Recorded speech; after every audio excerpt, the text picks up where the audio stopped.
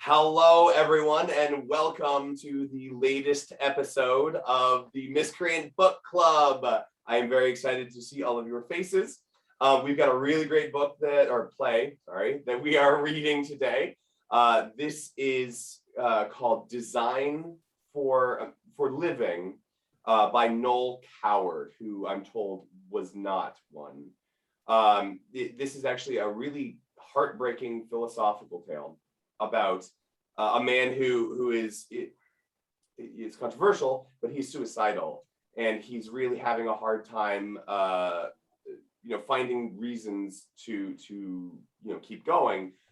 He goes and he visits, a bunch of philosophers and a bunch of religious people, and then it turns out he actually, like the Ace of Base song, he saw a sign, and the sign opened up his eyes because it was designed for living. And it really meant a lot to me when I first didn't actually read the play, as we discussed. Okay, enough with the silly joke. I hope you all enjoyed it. I spent a little bit trying to come up with that ridiculous. You're telling me So that we're not doing a dramatic reading of Designing Women? No, we are not doing that either. Pilot was really good. Thank you. We are reading Design for Living, which is a play written by Noel Coward in 1932. So this is quite a dated piece. Interestingly, it was not actually produced in London until 1939, but the movie version of it came out in 1933. It was performed on Broadway in 33 as well. So strangely, the movie and the play came out at about the same time, but London audiences and London critics thought it might be a bit too bawdy and ridiculous for a London audience until 1939, which is very strange. This is apparently Noel Coward thought this was a very beloved piece for him, and he thinks that no one really loved it quite as much as the original three actors. So we have quite a reading ahead of us today. And with that said, I would like to introduce the people who are doing all of the reading today.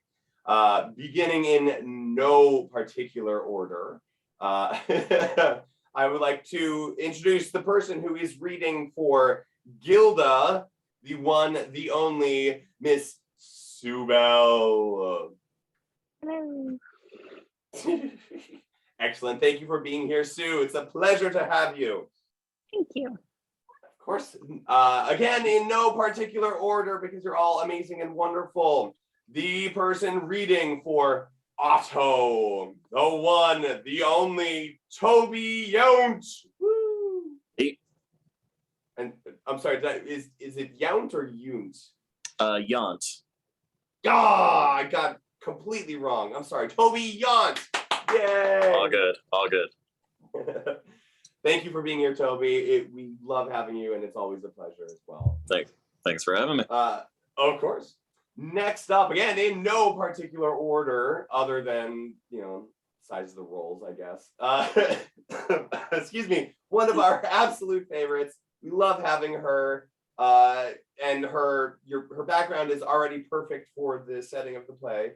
The one, the only, Ms. Karen Wibrew. Woo!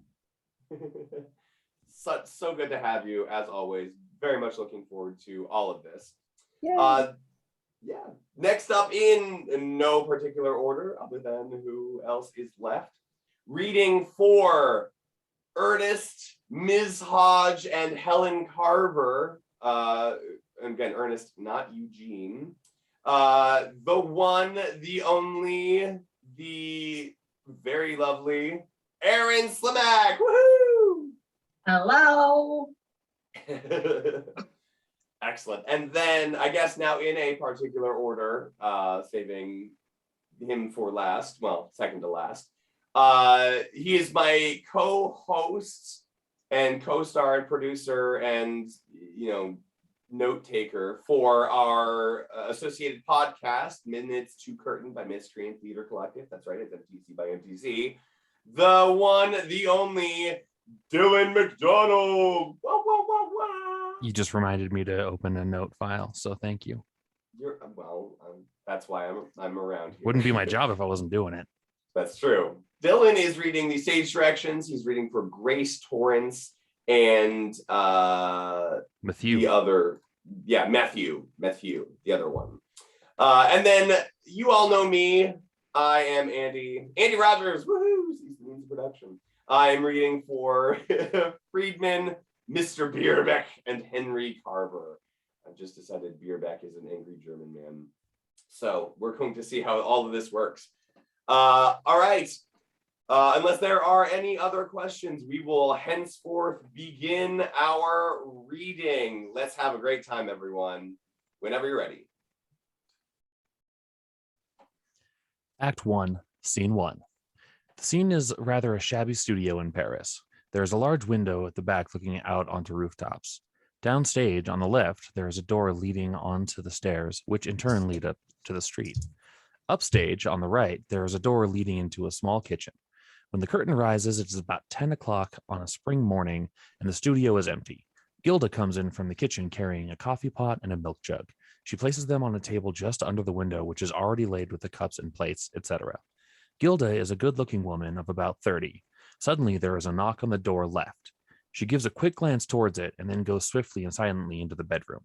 In a moment, she returns, closing the bedroom door carefully behind her. There's another knock on the door. She opens it, admitting Ernest Friedman. He is any age between 40 and 50, rather precise in manner. He carries a large package, obviously a picture, done up in brown paper. Ernest, May I come in? I had no idea you were back. I arrived last night. He What's comes in and that? puts down the package. Something What's that? exquisite. Superb. The Matisse? Yes. You got it after all. It's unbelievable. Undo it quickly. Otto must see it too. He's asleep. Wake him up then.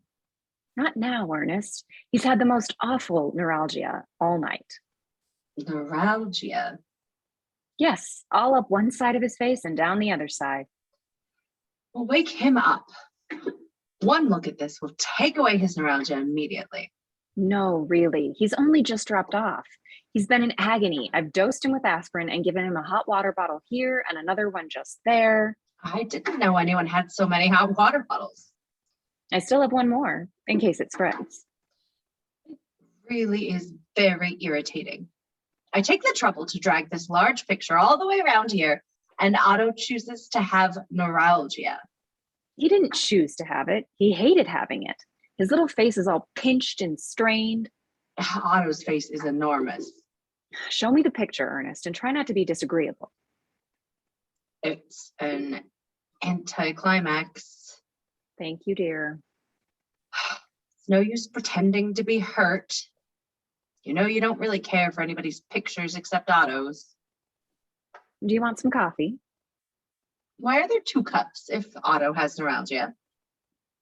Have it. There are always 2 cups. There. Yes, it's good. Stand further back. Very good indeed. How much? 800 pounds. Did you bargain? No, that was their price. I think you were right. Dealers or private owners? Dealers. Here's your coffee. It's strangely unlike all the other work, isn't it? What are you going to do with it? Wait a little. And then resell? I expect so. It will need a room of itself. None of your decorating schemes. Hands off. Don't you think I'm a good decorator? Not particularly. Darling Ernest. Oh, Otto will go mad when he sees it. You think Otto's good, don't you? You think he's all right? Coming along. Coming along very nicely. Better than that. Much better. Lady Jaguar, defending her young. Otto isn't my young. Oh, yes, he is. Otto's everybody's young. You think he's weak, don't you? Certainly, I do. And that I'm strong? Oh, strong as an ox.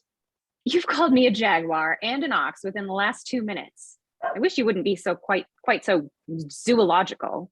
A temperamental ox, Gilda. Sometimes a hysterical ox. And at the moment, an over-vehement ox. What's the matter with you this morning? The matter with me? There's a wild gleam in your eye. There always is. It's one of my greatest charms. I'm surprised that you never noticed it before. Oh, the years are creeping on me, Gilda. Perhaps my perceptions are getting dulled. Perhaps they are. If, in my dotage, I become a bore to you, you won't scruple to let me know, will you? Don't be an idiot. Perhaps it was wrong of me to arrive unexpectedly. I should have written you a little note making an appointment. Be a nice blue bottle and stop buzzing at me, will you? You're a striking looking woman, particularly when you're a little distrait. It's a pity Otto's paintings, if you have always been so tranquil. He's missed something. The next time he paints me, you must be here to lash me with gay witticisms. Surely, in my role of bitter old family friend, I can demand a little confidence. You could tell me quite safely, if anything's wrong. I might be able to help with a senile word or two. Nothing is wrong, I tell you. Nothing at all. Shall I make you some toast? No, no, thank you. It's very hot today, isn't it? Why not open the window? I never thought of it. He opens the window almost violently. There. I'm sick of this studio. It's squalid. I wish I were somewhere quite different. I wish I were somebody quite different. I wish I was a nice-minded British matron with a husband, a cook, and a baby. I wish I believed in God and the Daily Mail and Mother India. I wish you'd tell me what's upsetting you. Glands, I expect. Everything's glandular. I read a book about it the other day. Ernest, if you only realized what's going on inside you, you'd be bitterly offended. Oh, I'm much more interested in what's going on inside you. I'll tell you. All the hormones in my blood are working overtime. They're rushing madly in and out of my organs like messenger boys. Why? Perhaps it's a sort of presentiment. Psychic. I see. Well. Yes, I hear voices. I hear my own voice louder than any of the others, and it's beginning to bore me. Would you describe me as a super egoist, Ernest? Oh, yes, dear. Thinking of myself too much and not enough of other people? No. Thinking of other people too much through yourself. How can anyone do otherwise? Detachment of mind. I haven't got that sort of mind. It's an acquired attitude and difficult to achieve, but believe me, well worth trying for. Are you presenting yourself as a shining example? Not shining, my dear.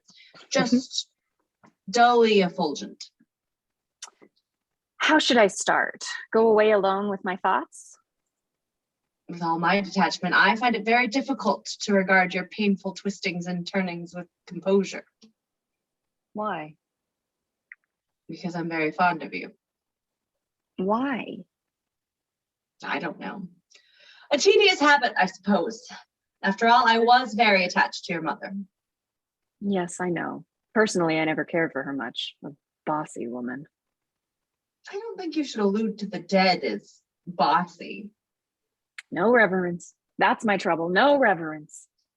I feel vaguely paternal towards you. Yes, Ernest. And your behavior confuses me.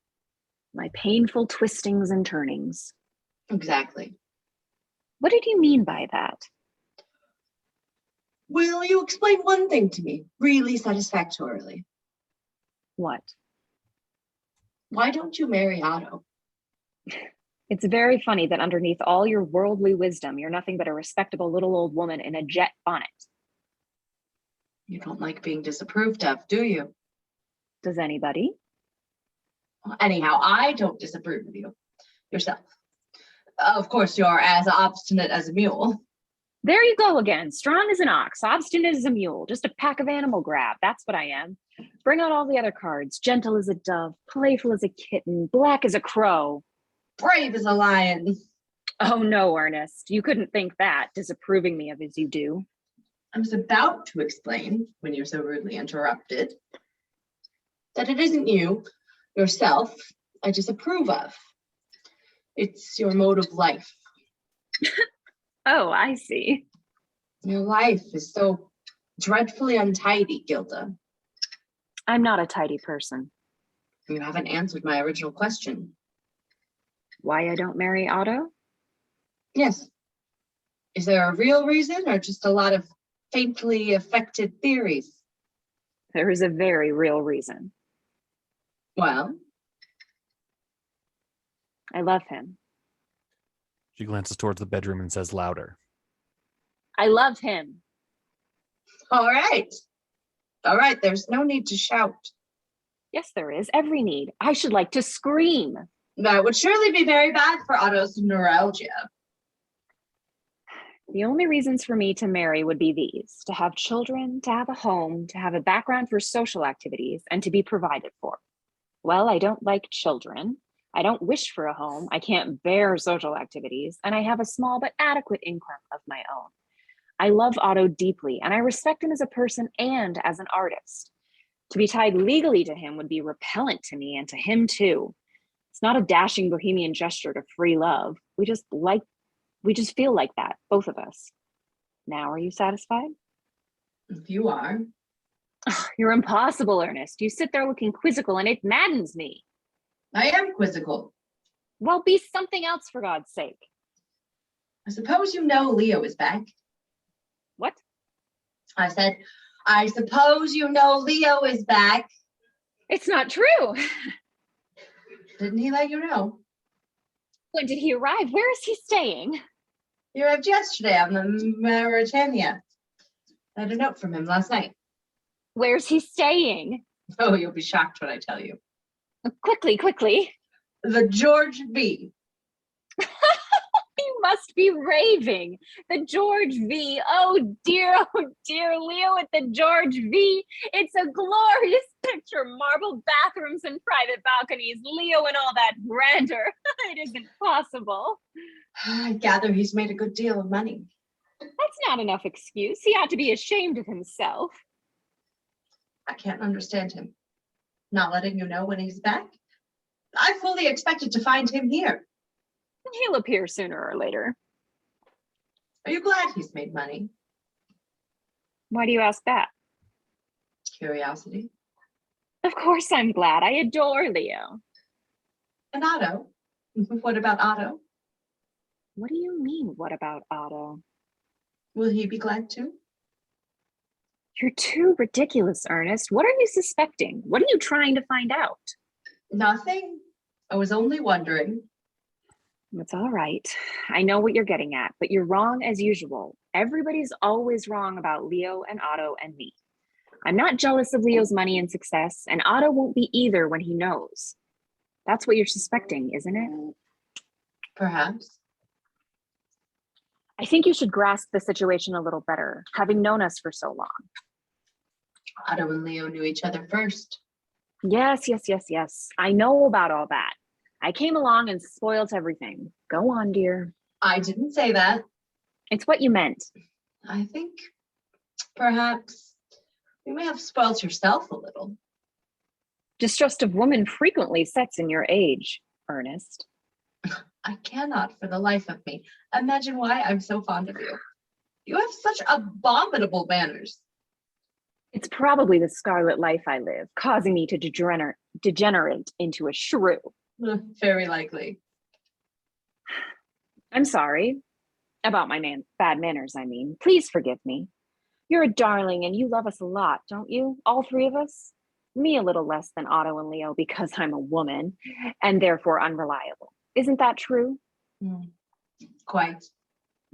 Your affection is a sacred thing too, though. Too frightened, too apprehensive of consequences, leave us to grapple with the consequences, my dear. We're bound to have a bad time every now and then, but at least we know it. We're aware of a lot of things. Look at us clearly as human beings, rather peculiar Human beings, I grant you, and don't be prejudiced by our lack of social grace. I laughed too loudly just now at the thought of Leo being rich and rare, too loudly because I was uneasy, not jealous. I don't want him to be any different, that's all. I see. Do you? Do you really? I doubt it. I don't know how anyone outside could, but I would like you to understand one thing absolutely and completely. I love Otto. Whatever happens, I love Otto. I never suggested for a moment that you didn't. Wait and see. The immediate horizon is gray and foreboding and dangerous. You don't know what I'm talking about, and you probably think I've gone mad and I can't explain. Not now, but darling Ernest, there's a crisis on, a full-blooded emotional crisis, and when I need you, which I expect will be very soon, I shall yell. I shall yell like mad. I knew you were in a state about something. Nasty, shrewd little instincts shooting out and discovering things lurking in the atmosphere. It's funny about atmosphere, isn't it? Strong inside thoughts making outside impressions, imprints on the ether, a horrid state of spiritual television. Quite. Well, are you satisfied now? You felt something was the matter and you were right. It's always pleasant to be right, isn't it? Not by any means. You're right about something else, too. What? Women being unreliable. There are moments in life when I look upon my own damned femininity with complete nausea. There. Good. I don't like women at all, Ernest, and I like myself least of any of them. Oh, never mind. I do mind. I mind bitterly. It humiliates me to the dust to think I can go so far clearly and intelligently, keeping faith with my own standards, which are not female standards at all, preserving a certain decent integrity, not using any tricks, then suddenly something happens, a spark is struck, and down I go into the mud. Squirming with archness, being aloof and desirable, consciously alluring, snatching and grabbing, evading and surrendering, dressed in painted for victory. An object of strange contempt.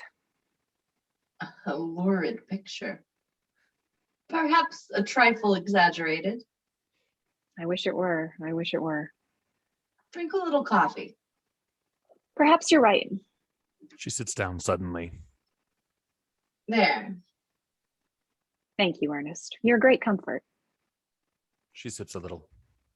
It's not very nice, is it? Disgusting. I must have burnt it. You did, dear. How lovely to be you. In heaven's name, why? You're a permanent spectator. You deal in pictures. You look at pictures all day long, good pictures and bad pictures, gay pictures and gloomy pictures, and you know why they're this or why they're that, because you're critical and knowledgeable and wise. You're a clever little dear. That's what you are, a clever little dear. Gilda, stop it. Take a look at this, my darling. Measure it with your eyes. Portrait of a woman in 3 cardinal colors. Portrait of a too loving spirit tied down to a predatory feminine carcass. This is definitely macabre. Right again. I think I'd better go. You ought to lie down or something. Stay a little longer. You'll find out so much. I don't want to find out anything. You're scaring me to death. Courage, Ernest. Be brave. Look at the whole thing as a sideshow. People pay to see freaks. Walk up and see the fat lady and the monkey man and the living skeleton and the 3 famous hermaphrodites. There is a noise outside in the passage. The door bursts open and Otto fairly bounds into the room. He is tall and good looking, wearing a traveling coat and hat, and carrying a suitcase and a large package of painting materials. Otto, I've come home. you see what happens when I crack the whip? Little Ernest, how very sweet to see you. He kisses him. Did you leave Bordeaux? Night train, dear heart. Why didn't you telegraph? I don't hold with those modern innovations. This is very interesting. What's very interesting? Life, Otto. I was just meditating upon life. I finished the picture. Really? Completely finished it? Yes, it's fine. I brought it away with me. I made the old fool sit for hours and wouldn't let her see. And afterwards, when she told me she would make the most awful scene, she said it was out of drawing and made her look pudgy. Then I lost my temper and said it was overeating and lack of exercise that made her look podgy. And that was not the only exquisite painting, but unflatteringly true to life. Then she practically ordered me out of the house. I don't suppose she'll ever pay me the rest of the money, but to hell with her. If she doesn't, I shall have the picture. Unwise, but I am sure enjoyable. There is silence. Well, Well, what? what on the earth's the matter? Why should you think anything's the matter? Have your faces lit up? No. Have you rushed at me with outstretched arms? No. Are you, either of you, even remotely pleased to see me? Obviously no. Something dreadful has happened, and you're trying to decide how to break the news to me. What is it? Tell me at once. What's the matter? Gilda has neuralgia. Nonsense. She's as strong as a horse. Oh my God. What's she oh my godding about? It's glandular. Everything's glandular. Have you both Don't gone take off- mad? Don't take off your coat and hat. What? I said, don't take off your coat and hat. Very well, darling. I won't. I promise you. As a matter of fact, I said to myself only this morning, Otto, I said, Otto, you must never be parted from your coat and hat. Never, never, never. There's a surprise for you, darling. A beautiful surprise. What? You must go to the George V at once. The George V? Yes, that's the surprise. Who is it? Who's at the George V? Leo. You're not serious. He couldn't be. He is. He came back on the Mauritania. His play is still running in Chicago. He's sold the movie rights and he's made thousands. Have you seen him? Of course, last night. Well, I'm damned. I told you you didn't understand, Ernest.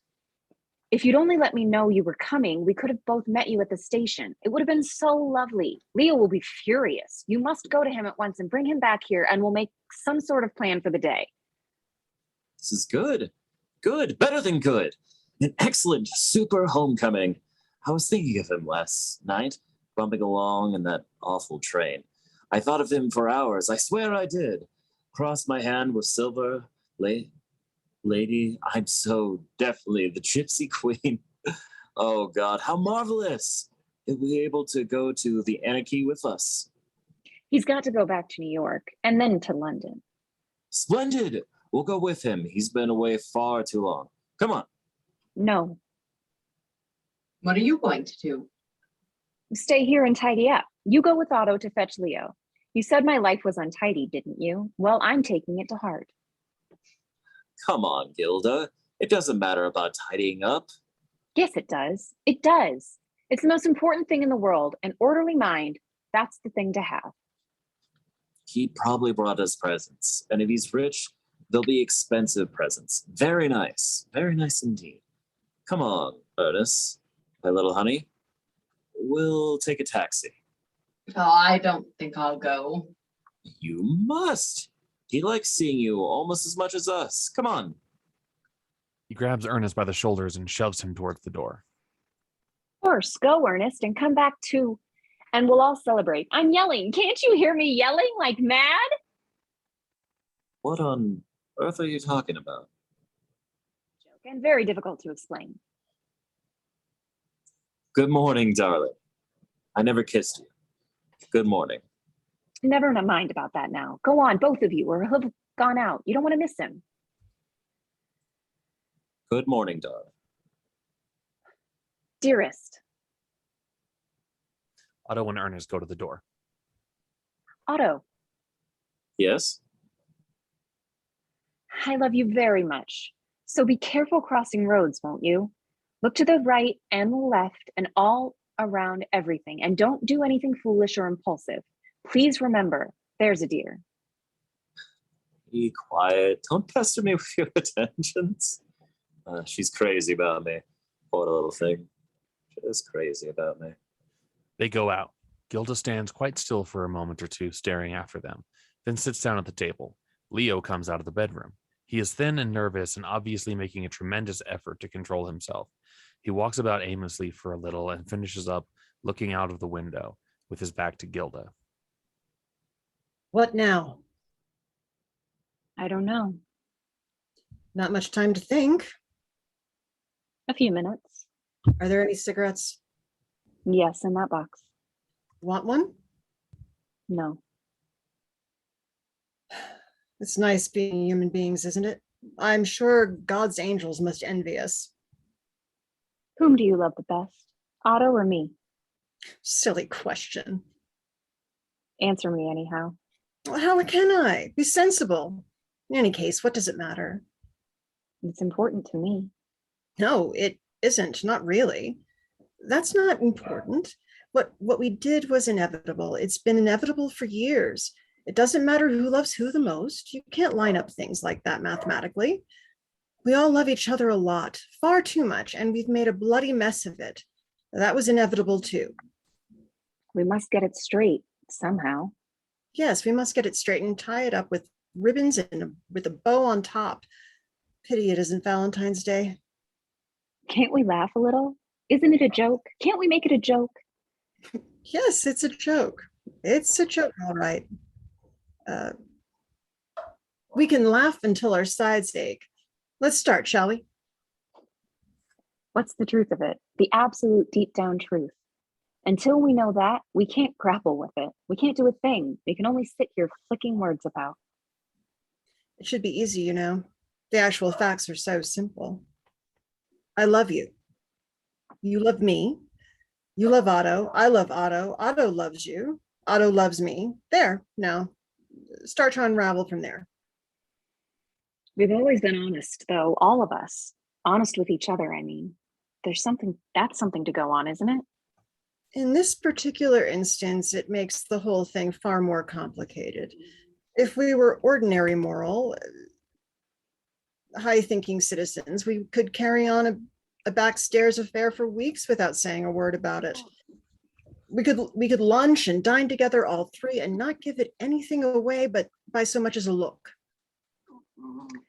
If we were ordinary, moral, high-thinking citizens, we shouldn't have had an affair at all. Perhaps not. We should have crushed it down. And the more we crushed it down, the more we should have resented Otto until we hated him. Just think of hating Otto. Just think of him hating us. Do you think he will? Yes. Oh, no. He mustn't. It's too silly. He must see how unimportant it is, really. There's no question of not telling him, is there? Of course not. We could pretend that you just arrived here and missed them on the way. So we could, dear, so we could. Do you think we're working each other up? Do you think we're imagining it to be more serious than it really is? Perhaps. Do you think, after all, he may not mind quite so dreadfully? He'll mind just as much as you or I would under similar circumstances. Probably a little bit more. Imagine that for a moment, will you? Put yourself in his place. Oh, don't. Tell me one thing. How sorry were you last night when once you realized we were in for it? I wasn't sorry at all. I gave way utterly. So did I. Very deep inside, I had a qualm or two, just once or twice. So did I. But I stamped on them, like killing beetles. Nice way to describe the pangs of a noble conscience. I enjoyed it all, see? I enjoyed it thoroughly from the very first moment. So there. All right. So did I. It was romantic, suddenly, violently romantic. The whole evening was gala. You looked lovely, darling, very smooth and velvety, And your manner was a dream. I'd forgotten about your French accent and the way you moved your hands and the way you dance. A sleek little gigolo. You must try not to be bitter, dear. There seemed to be something new about you, something I'd never realized before.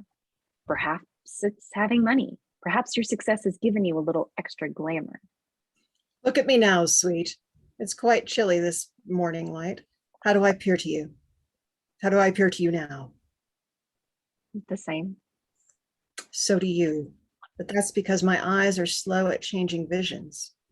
I still see you too clearly last night to be able to realize how you look this morning.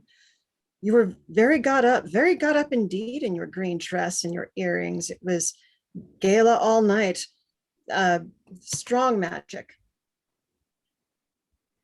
Colored lights, sly music, overhanging trees, paper streamers, all the trappings. Champagne too, just to celebrate both of us hating it. We drank to Otto. Perhaps you remember that as well? Perfectly. How could we? Oh, how could we? It seemed quite natural. Yes, but we knew in our hearts what we were up to. It was vile of us. I'll drink Otto's health until the day I die. Nothing could change that ever. Sentimentalist.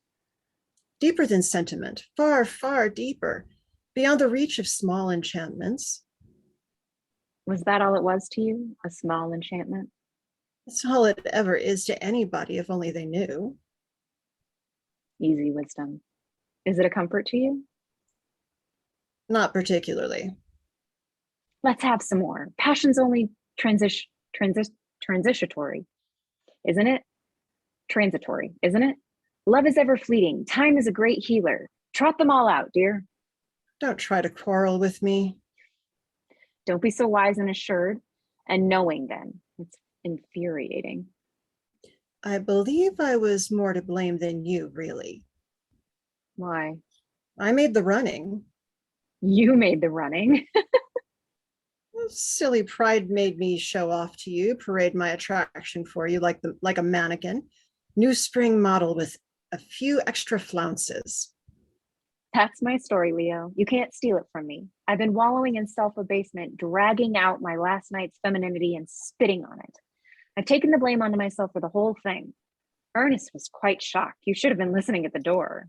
I was. Good. Then you know how I feel.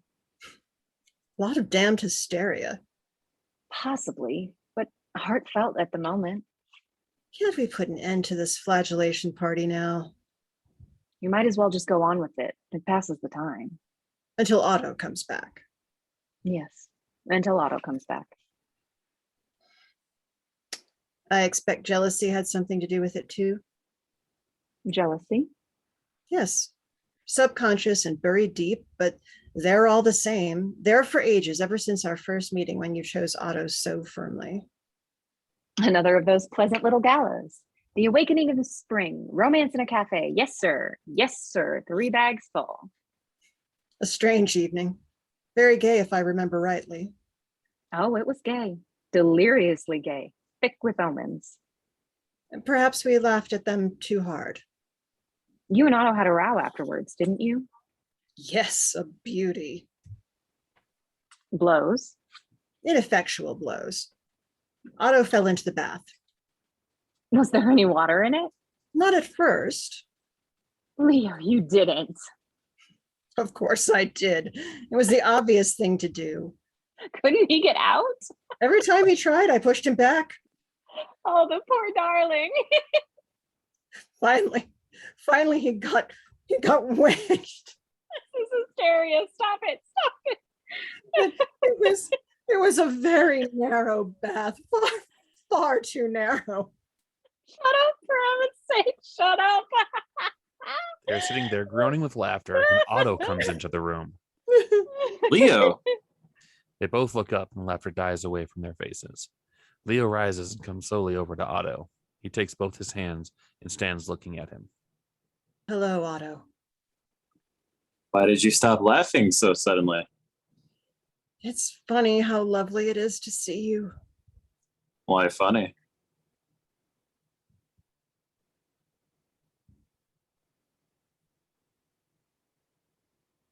Gilda. Where's Ernest?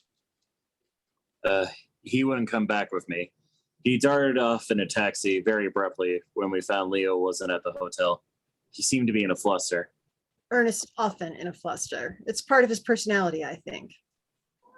Ernest hasn't got a personality.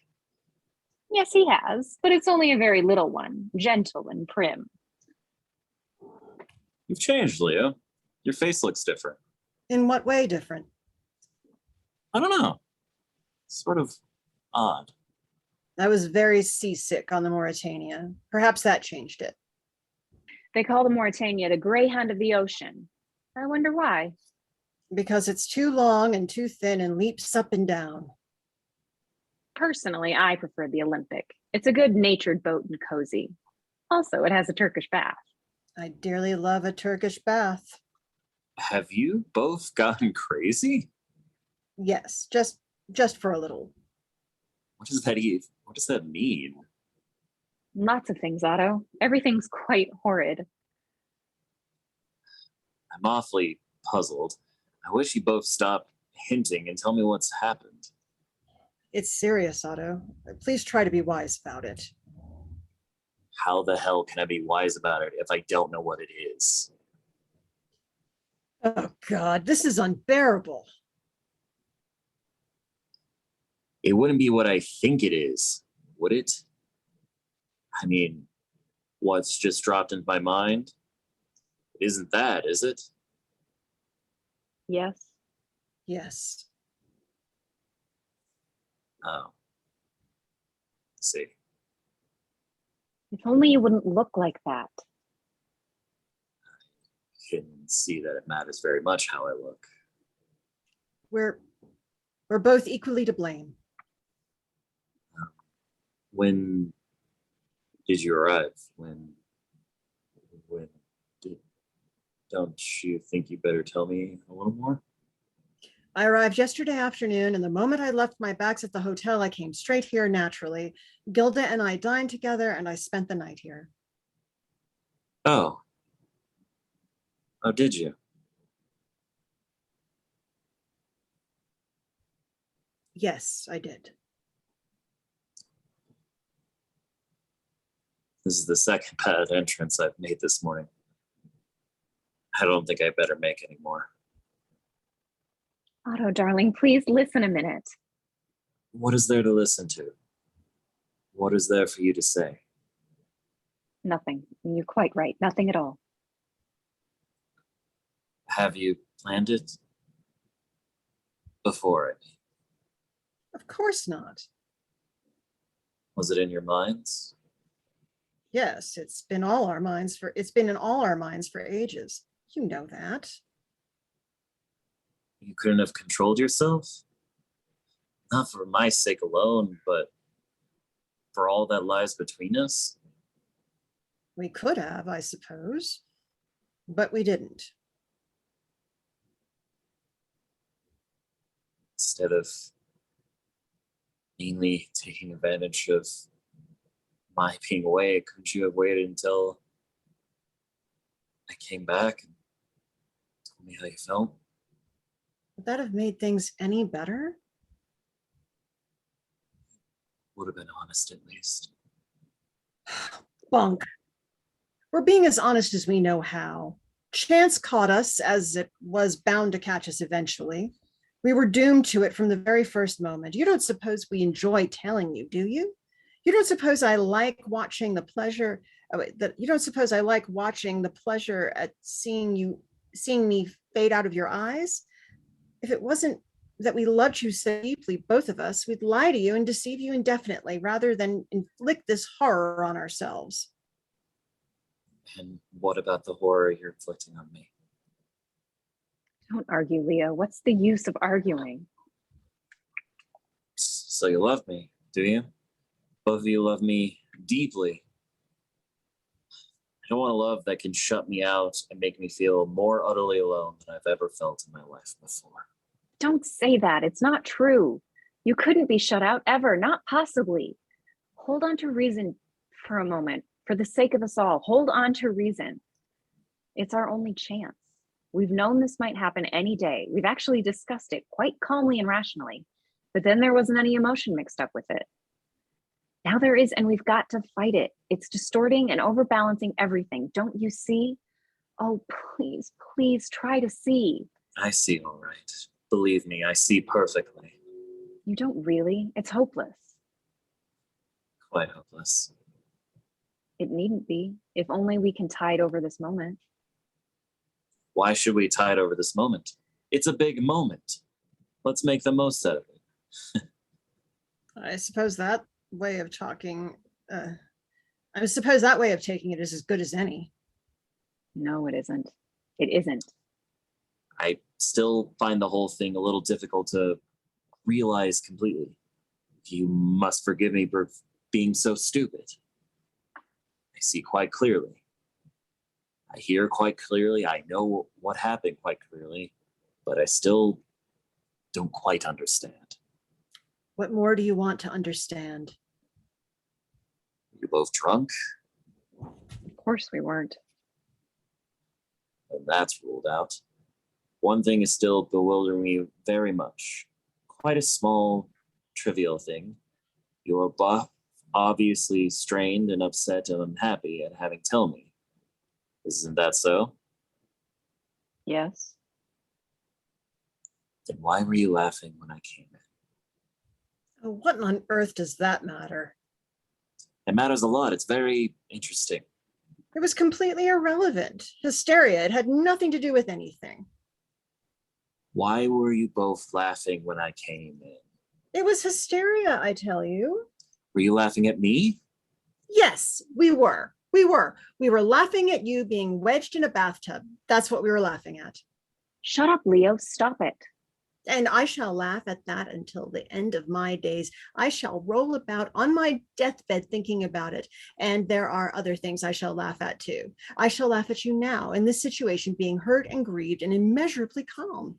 What right have you to be hurt and grieved any more than Gilda and me?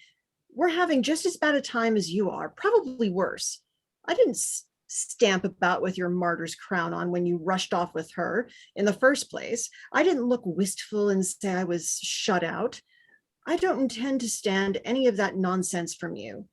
What happened between Gilda and me last night is actually completely unimportant, a sudden flare-up.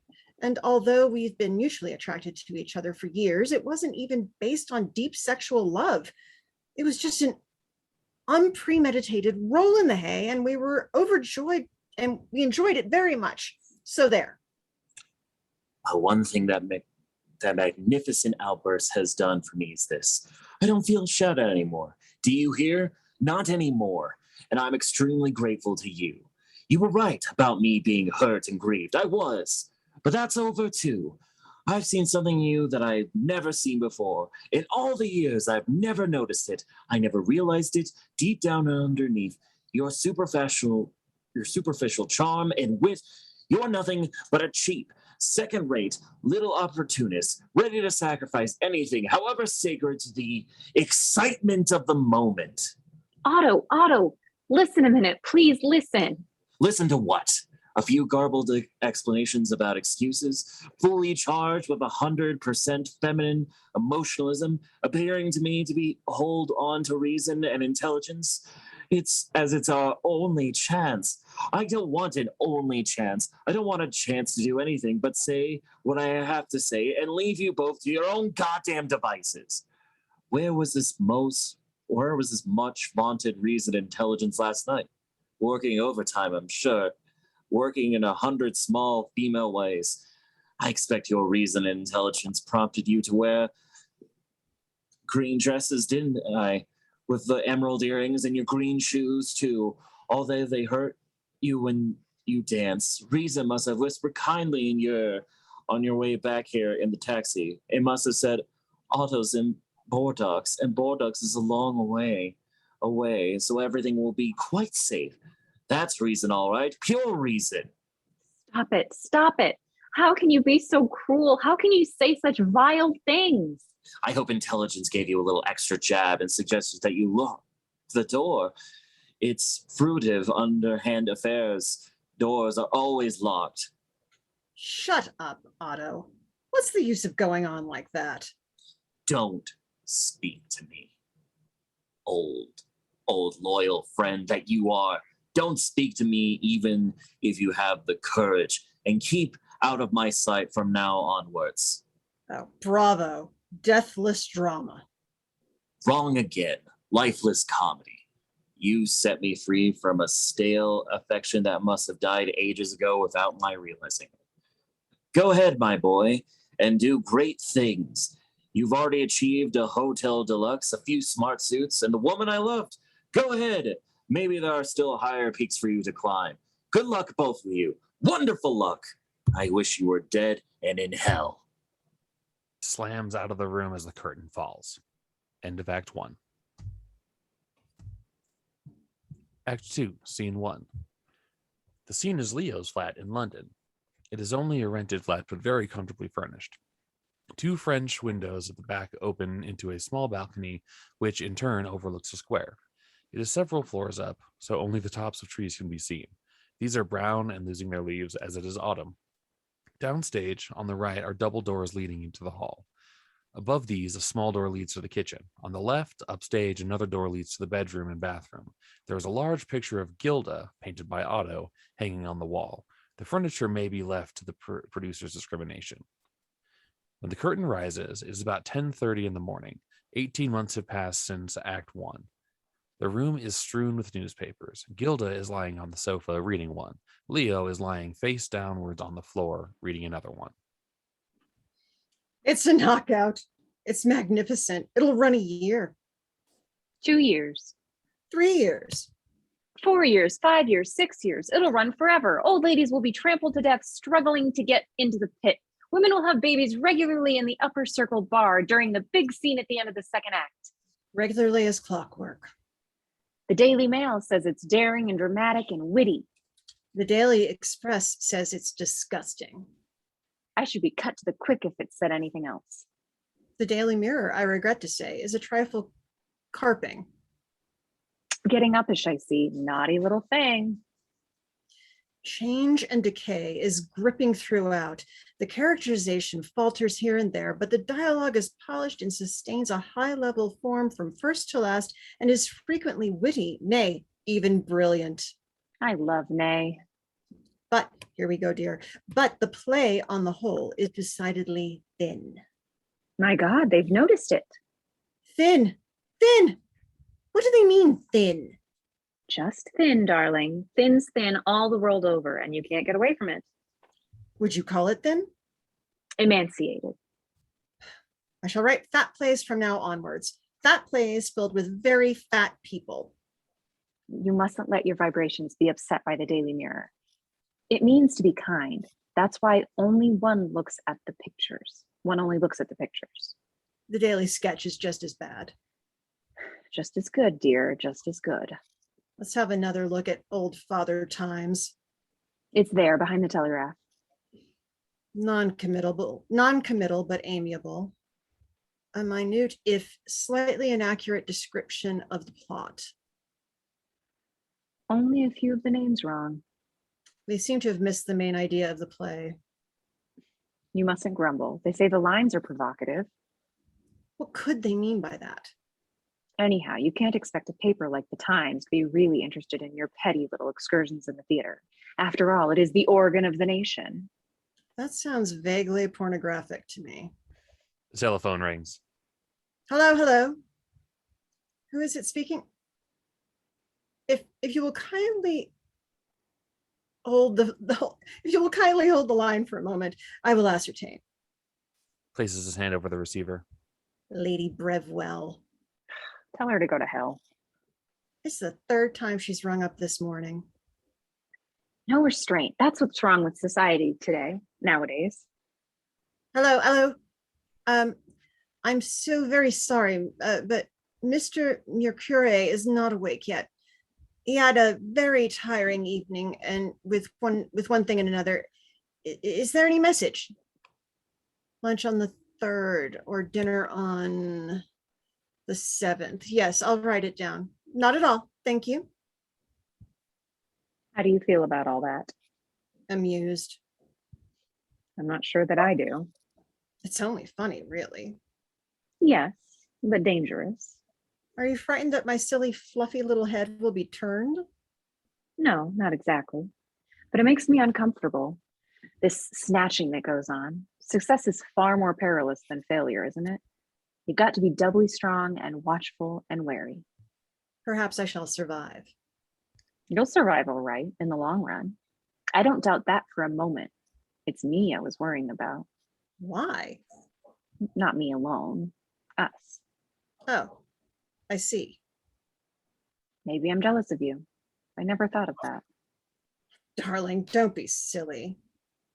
Last year was bad enough. This is going to be far worse. Why be scared? Where do we go from here? That's what I want to know. How would you feel about getting married? It's not that, dear.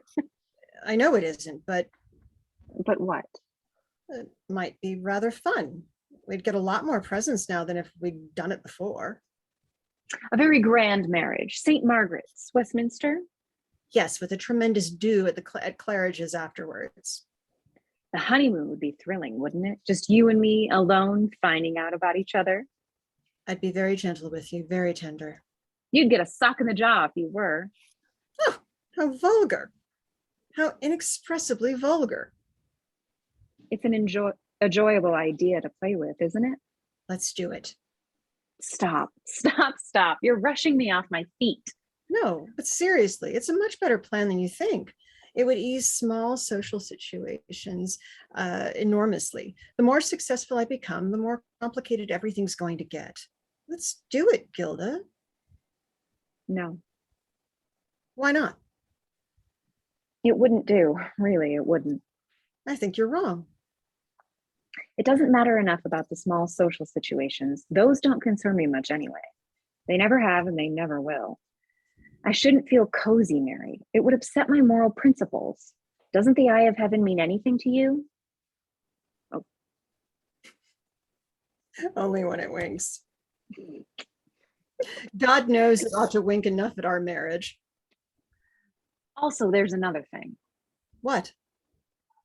Otto. Otto. Yes, I think he'd hate it. I wonder if he would. I believe so. There'd be no reason for him to, really, but I believe he would. If he'd only appear again, we could ask him. He will, sooner or later. He can't go on being cross forever. Funny about Otto. Screamingly funny.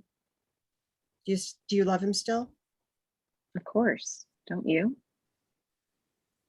Yes. We couldn't not love Otto, really. Could you live with him again? No, I don't think so. That part of it's dead. We were right, weren't we? Unconditionally right. Yes. I wish it hadn't been so drastic, though, and violent and horrid. I hated him being made so unhappy. We weren't any too joyful ourselves at first. Conscious gnawing at our vittles. Do you think that he'll ever get over it? Enough for us to be together again? I don't want all to be together again. Damn. Oh, death. Where is thy sting-a-ling-a-ling? Hello, hello. No, I'm afraid he's out. Why don't you let Miss Hodge answer the telephone? It would save you an awful lot of trouble. Do you think she could? I don't see why not. She seems in full possession of most of her faculties. Where is she? She's what's known as doing the bedroom. Miss Hodge, Miss Hodge. We ought to have a valet in a white coat, really. Think if television came in suddenly and everyone who rang up was faced with Miss Hodge. Miss Hodge enters. She is dusty and extremely untidy.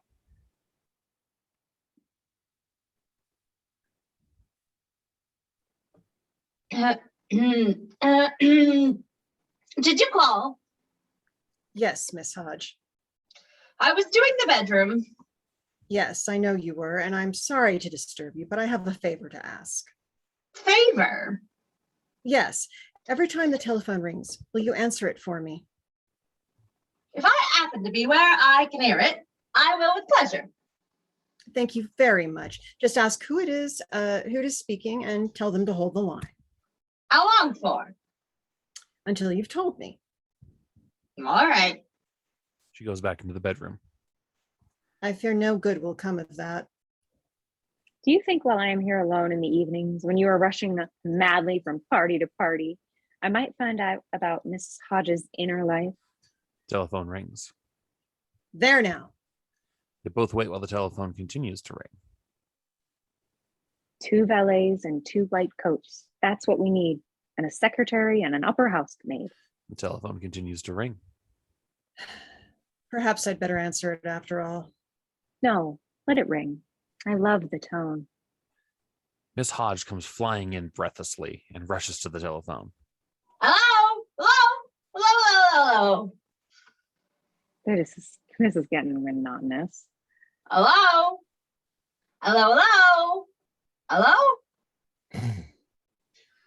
Tell me, Mr. McCure, what do you think of the modern girl? A silly bitch. How cynical. Hello?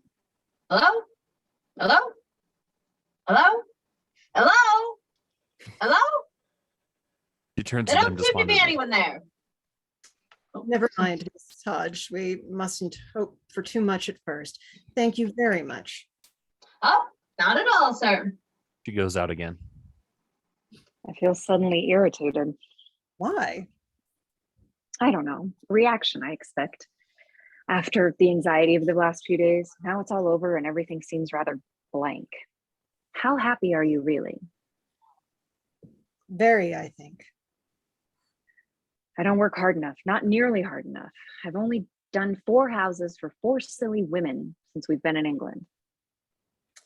Monica Jevon wants you to do hers at the moment she comes back. That'll make the 5th silly woman.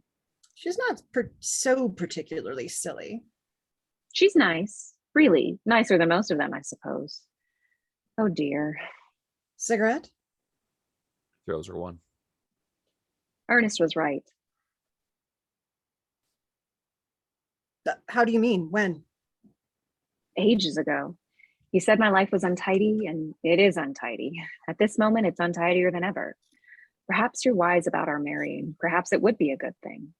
I'm developing into one of those tedious, unoccupied women who batten on men and spoil everything for them. I'm spoiling the excitement of your success for you now, by being tiresome and gloomy. Do you think marriage would automatically transform you into a busy, high-spirited peg of my heart? Something's missing, and I don't know what it is. Don't you? No. Do you? Yes, I do. I know perfectly well what's missing. The telephone rings again. I'll do it this time. She goes to the telephone. Hello? Yes. Oh, yes, of course. How do you do? Yes, he's here. I'll call him. What? I'm sure he'd love to. That's terribly sweet of you, but I'm afraid I can't. No, I've got to go to Paris. No, only for a few days. Who is it? Mrs. Borrowdale. She wants you for the weekend. Here he is. Hello, Marion. Yes, wasn't it marvelous? Terrified out of my 7 senses. What? Well, I'm not sure. Yes, you are. Quite sure.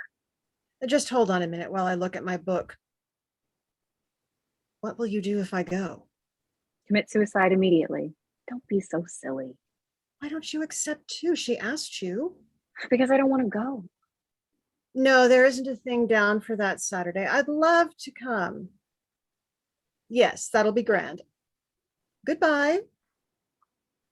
Comes over to Gilda. Why don't you want to come? She's awfully amusing and the house is lovely. It's much better for you to go alone. All right, have it your own way. Don't think I'm being tiresome again. There's a darling. I just couldn't make the effort. That's the honest to God reason. I'm no good at house parties. I never was. Marion's house parties are different. You can do what you like and no one worries you. I can never find what I like in other people's houses, and everybody worries me. I suppose I must be more gregarious than you. I enjoy meeting new people.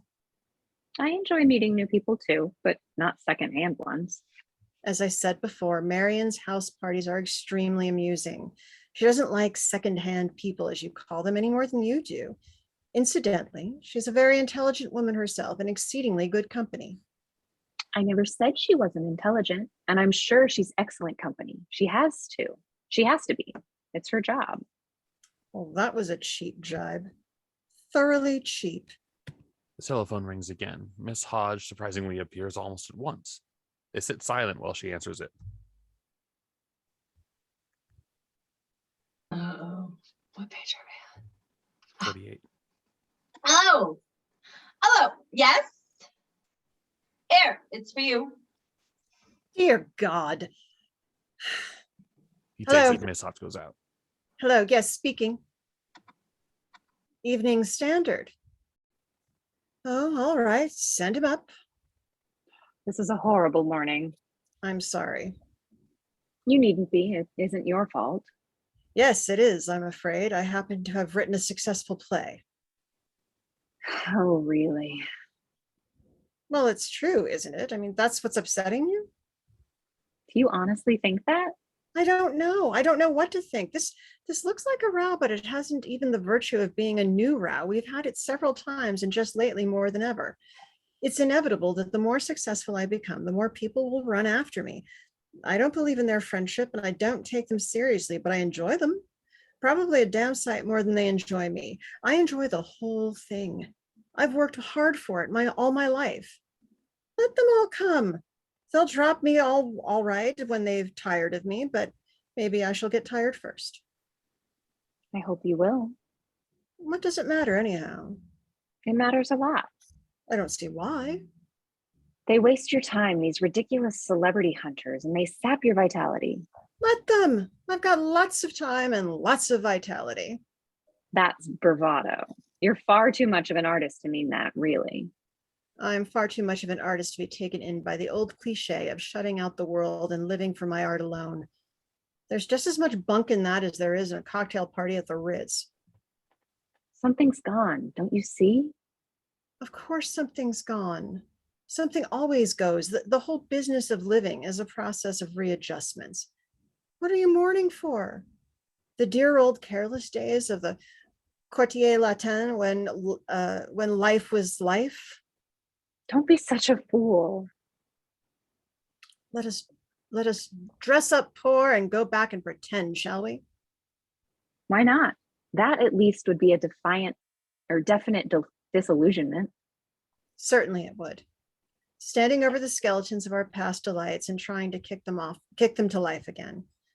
That would be wasting time, wouldn't it? We needn't go back or dress up poor in order to pretend. We can pretend here, among all this. With the trumpets blowing and the flags flying and the telephone ringing, we can still pretend. We can pretend that we're happy.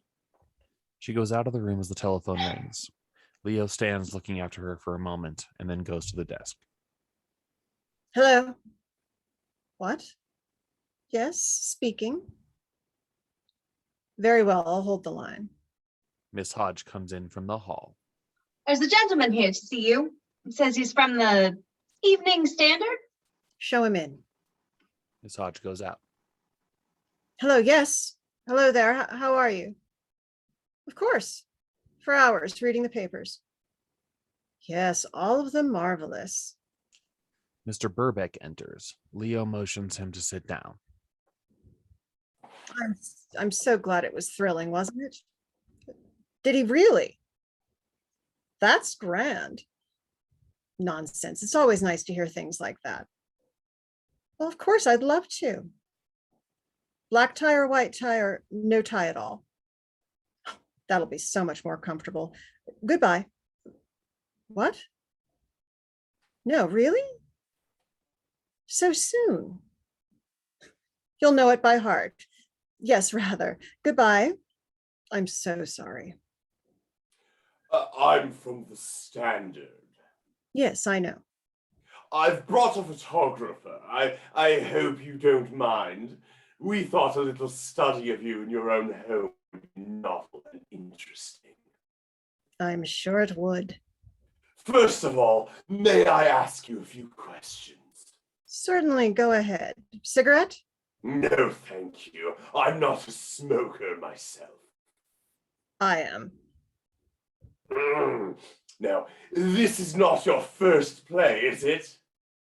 No, my seventh. Two of them introduced in London within the last 3 years. What were their names? The Swift River and Mrs. Draper. How do you spell Mrs. Draper? The usual way. MRSDRAPER.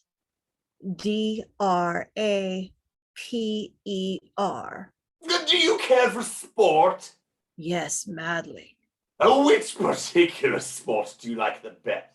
Oh, no particular one. I'm crazy about them all. Oh, I see. Do you believe the talkies will kill the theater? No, I think they'll kill the talkies. That's very good, that is. It really is. Not as good as all that.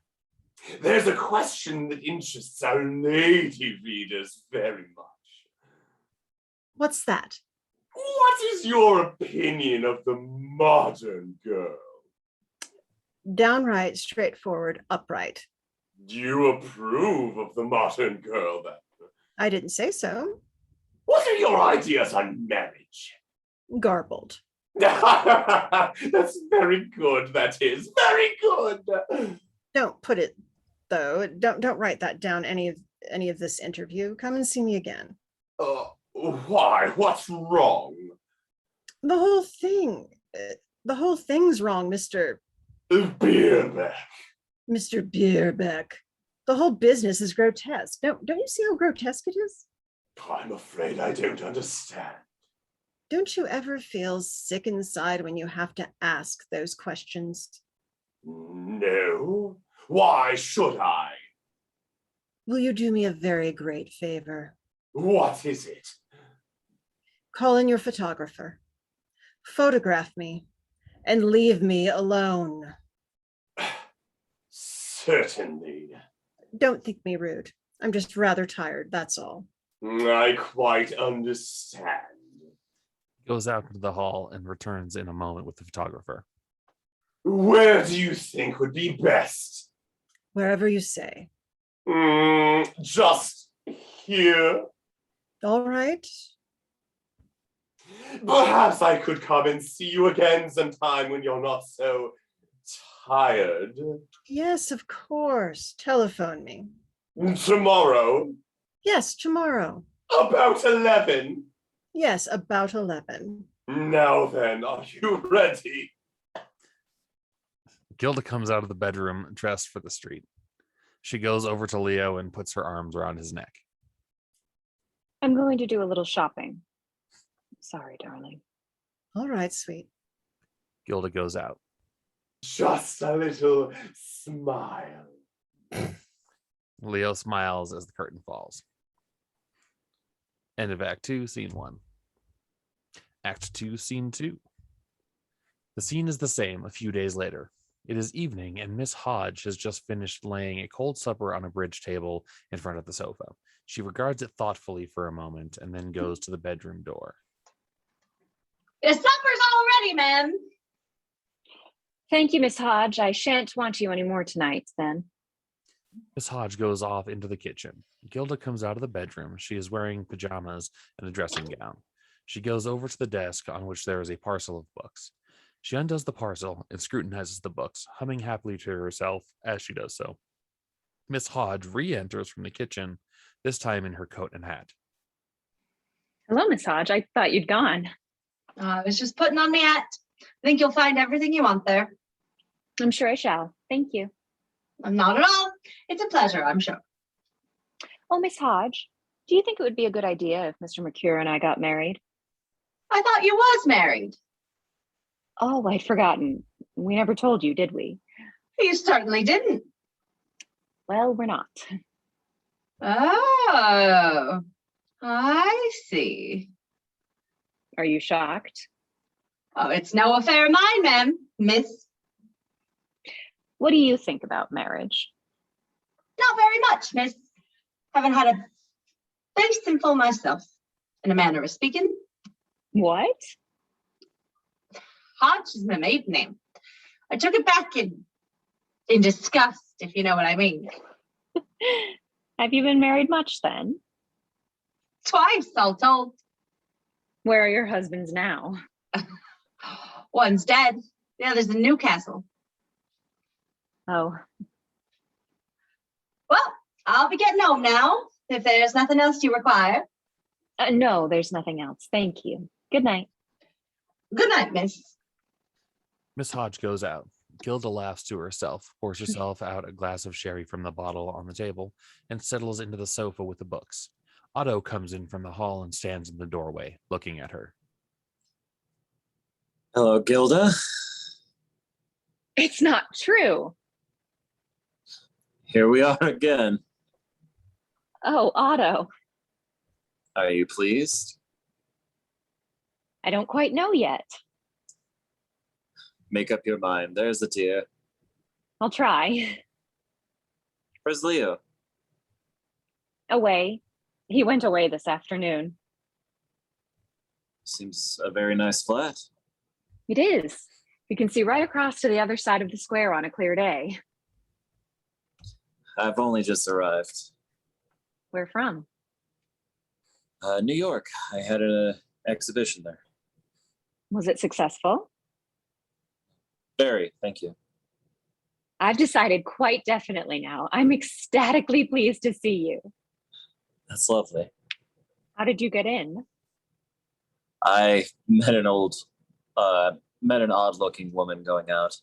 She opened the door for me. That was Miss Hodge. She's had 2 husbands. I once met a woman who had 4 husbands. Aren't you going to take off your hat and coat? Don't you like them? Enormously. It was foolish of me to ask whether your exposition was successful. I can see it was. Your whole personality reeks of it. I'm disappointed that Leo isn't here. He'll be back on Monday. How is he? Please. Awfully well. Oh dear. Oh dear, oh dear, oh dear. I feel very funny. I feel as if I were going to cry. I don't want to cry, but Let's both cry. Just a little. darling Gilda, They rush into each other's arms and hug each other. it's all right now, isn't it? More than all right. I was silly to stay away so long, wasn't I? That was what Leo meant the other morning when he said he knew what was missing. Me? Of course. I'm terribly glad he said that. We were having a row, trying to find out why we weren't quite as happy as we should be. Do you have many rows? Quite a lot. Every now and then. As many as we used to? About the same. There's a bit of trouble on the moment, really. He's getting too successful and sought after. I'm worried about him. You needn't be. It won't touch him inside. I'm afraid all the same. They're all so shrill and foolish, clacking at him. I read about the play in the train. It's a riot, isn't it? Capacity, every performance. Is it good? Yes, I think so. Only think so? Three scenes are first rate, especially the last act. Beginning of the second act drags a bit, and most of the first act's too facile. You know what I mean. He flips along with easy, swift dialogue, but doesn't go deep enough. It's all very well played. We'll go on a Monday night. Will you stay now that you've come back? I expect so. Depends on Leo. Oh, He may not want me to. I think he'll want you to, even more than I do. Why do you say that? I don't know. It came up suddenly like a hiccup. I feel perfectly cozy about this whole business now. You know, no trailing ends of resentment. I'm clear and clean. A newly washed lamb, pleading for company. Would you like some sherry? Very much indeed. Here, have my glass. I'll get another. We'll need another plate as well, and a knife and fork. Cold ham salad. What's that blob in the pie dish? Cold rice pudding. Delicious. You can have jam with it and cream. Oh, glorious.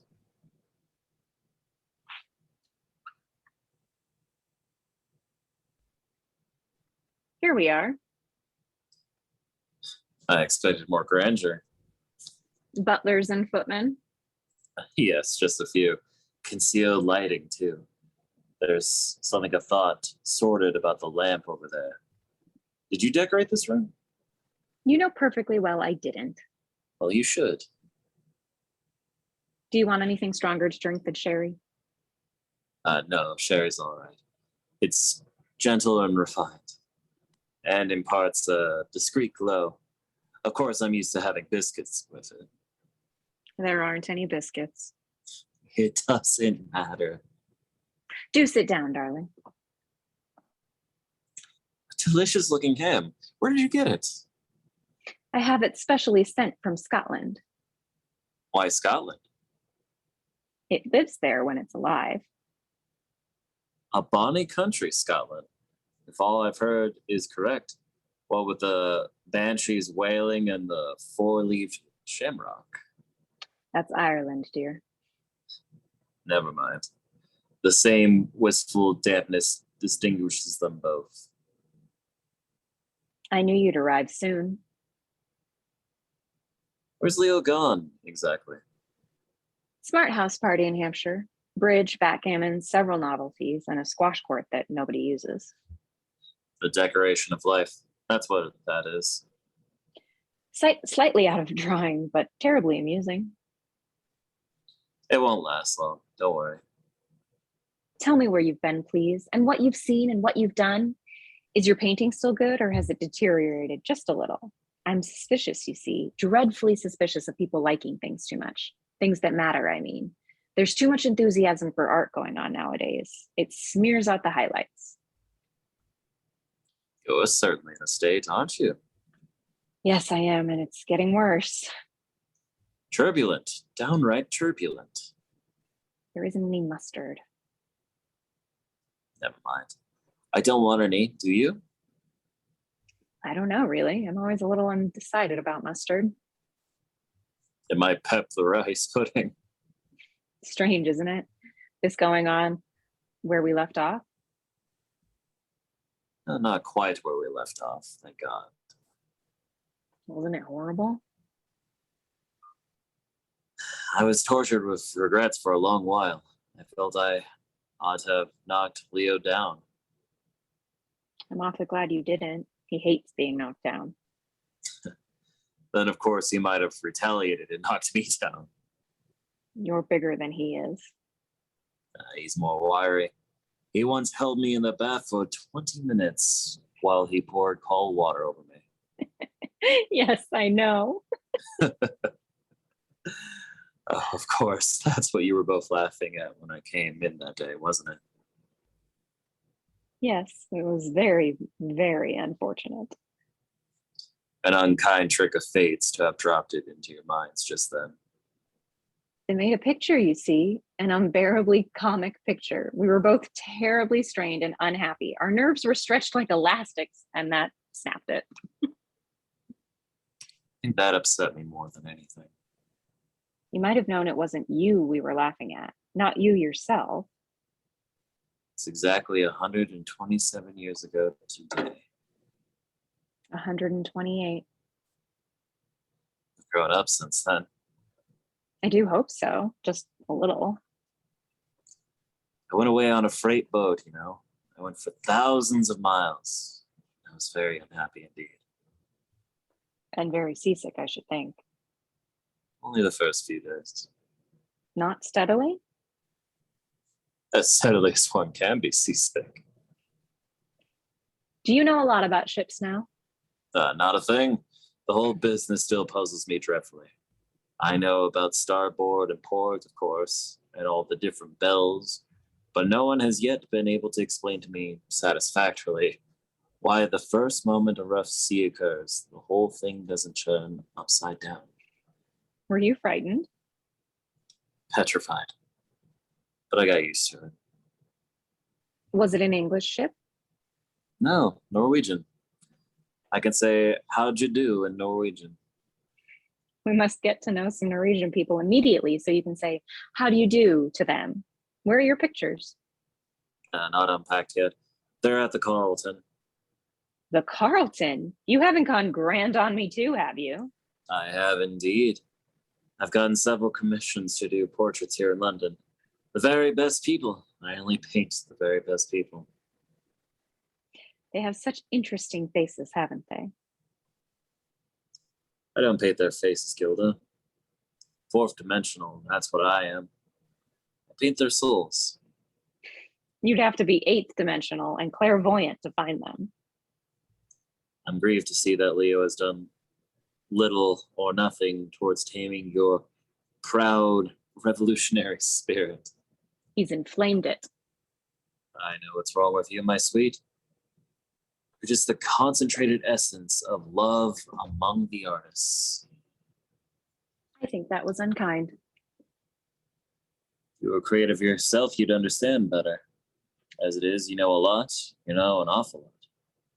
Your critical faculty is first rate. I'd rather have your opinion on paintings or books or plays than anyone else's I know. But you're liable to get sidetracked if you're not careful. Life is for living first and foremost. Even for our artists, life is for living. Remember that.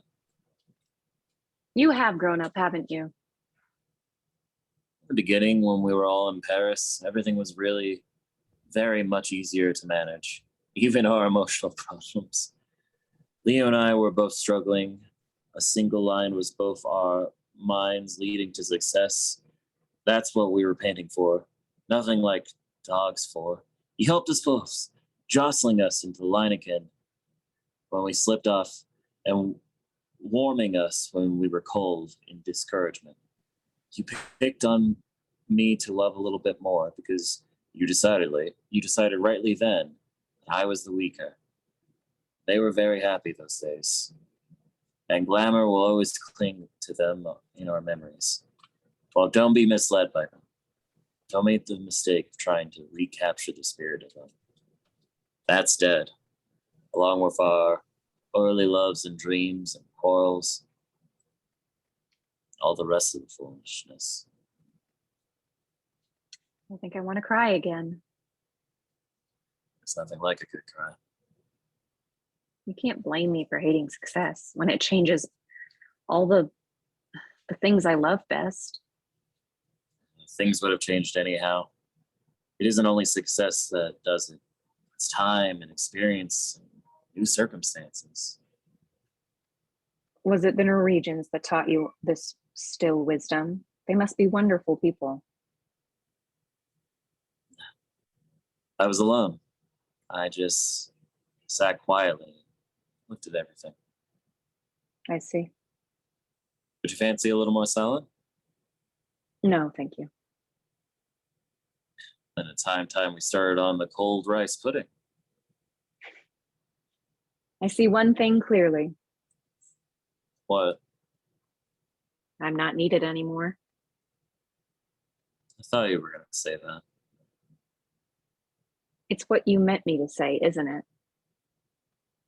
We shall always need each other, all three of us. Nonsense. The survival of the fittest, that's what counts.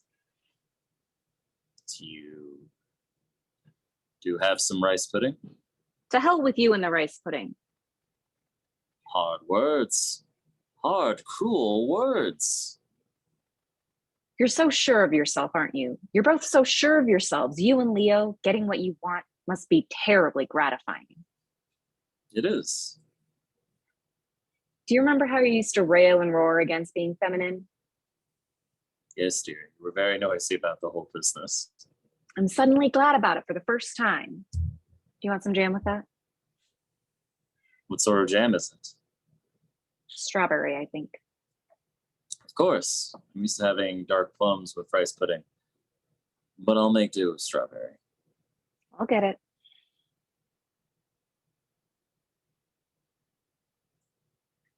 Hello? Hello? Yes? Speaking. Didn't you recognize my voice? How absurd. It must be a bad line. Dinner on the 7th? Yes, I should love to. You don't mind if I come as Mary Antoinette, don't you? Do you? I have to go to a fancy dress ball. Where?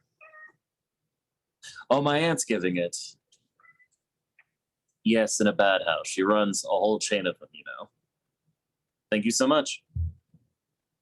He hangs up the telephone. I put it into a glass dish. Who is that? Somebody called Breville, Lady Breville. She wants Leo to dine on the 7th. I accepted. Good. You can both go. I'm sure she'd be delighted. What? No cream.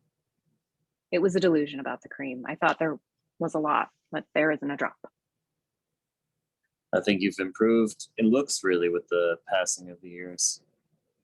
How sweet, Otto. I'm so pleased. Your skin, for instance. Your skin's much better. It ought to be. I've been taking a lot of trouble with it. What sort of trouble? Oh, just having it pushed and rubbed and slapped about.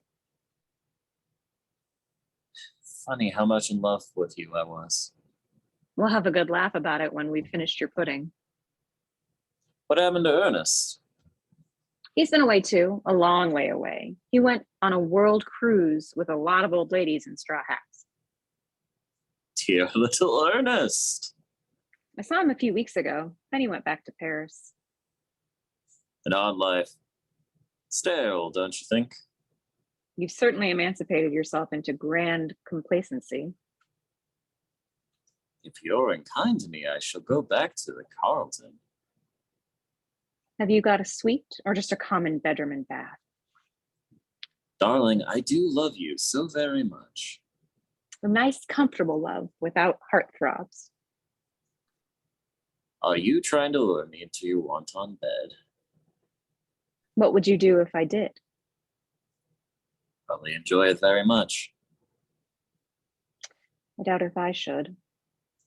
Have I changed so dreadfully? It isn't you that's changed. It's time and experience and new circumstances. I've finished my supper. It wasn't very good, but it'll suffice. I should now like a whiskey and a soda. It's in that thing over there.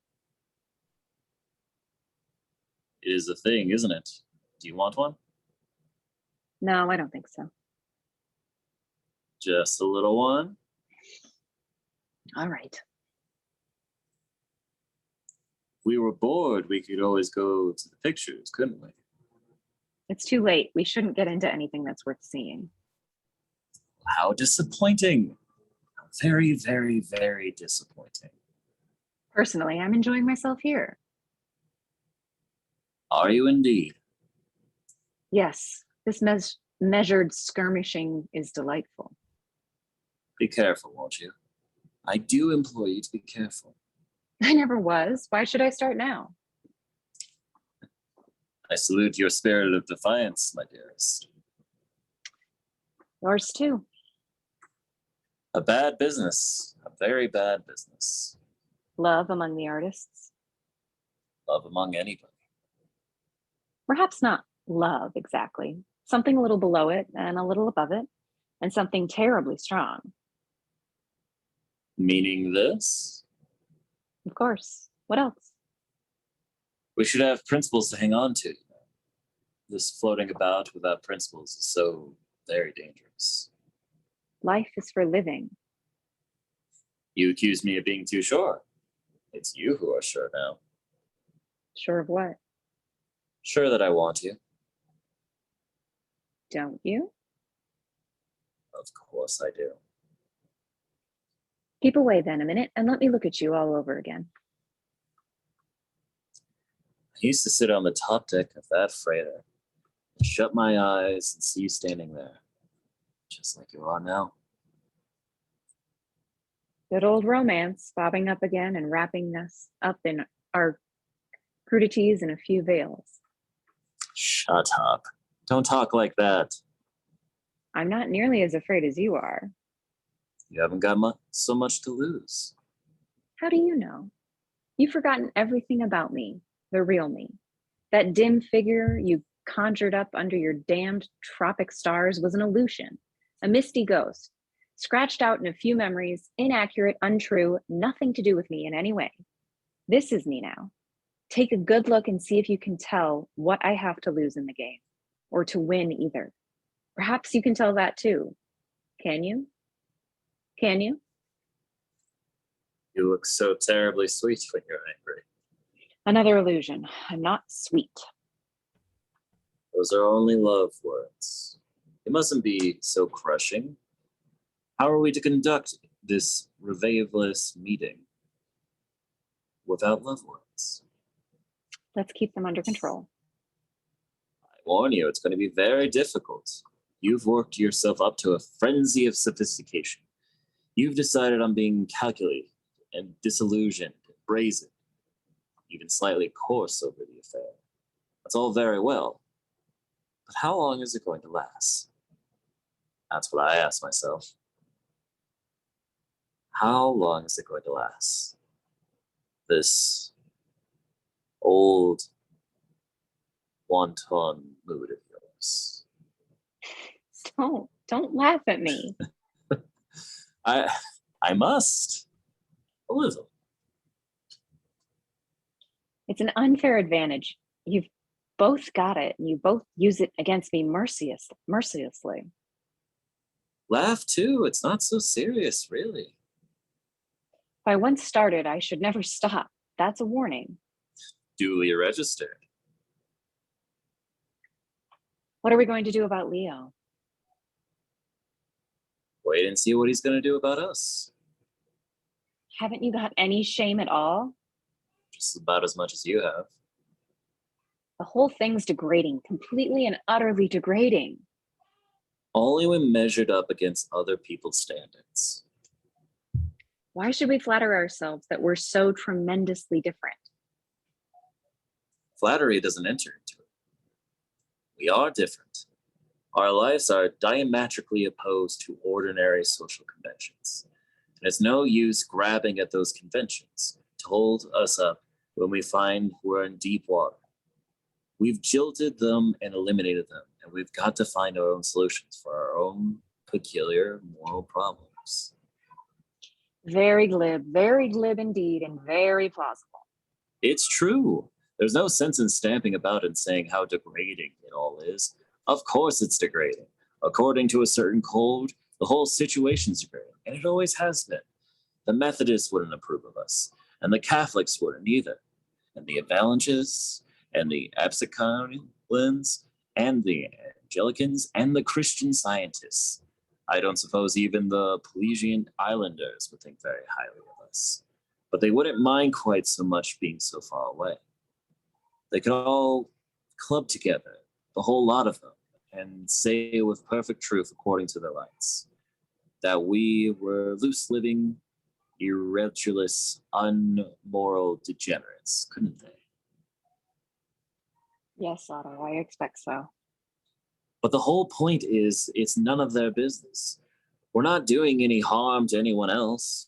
We're not peppering the world with illegitimate children. The only people we could possibly mess up are ourselves. And that's our lookout. It's no use trying to decide which you love best, Leo or me, because you don't know. At the moment, it's me because you've been living with Leo for a long time and I've been away. A gay, iconic chance threw the three of us together and tied our lives into a tight knot at the outset. To deny it would be ridiculous, and to unravel it, impossible. Therefore, the only thing left to enjoy it thoroughly, every rich moment of it, every thrilling second. Come off your soapbox and stop ranting. I want to make love to you very badly indeed. Please, I've been lonely for a long time without you. Now I've come back and I'm not going to be lonely anymore. Believe me, loneliness is a mug's game. This whole thing is a mug's game. You're infinitely lovely to me, darling, and so very necessary. The circle has swung around and it's my turn again. That's only fair, isn't it? I suppose so. If you don't want me, it would be different. But you do. You do, my dearest dear. I could see it in your eyes. You want me every bit as much as I want you. Yes, every bit. This is the moment to remember, all right? Scribble it into your heart. A flicker of ecstasy sandwiched between yesterday and tomorrow. Something to be recaptured in the future without illusion. Perfect in itself. Don't let's forget this. Whatever else happens. Don't let's forget this.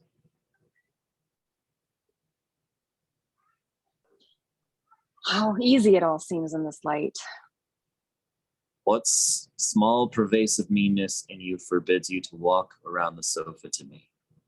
I couldn't move if the house was on fire.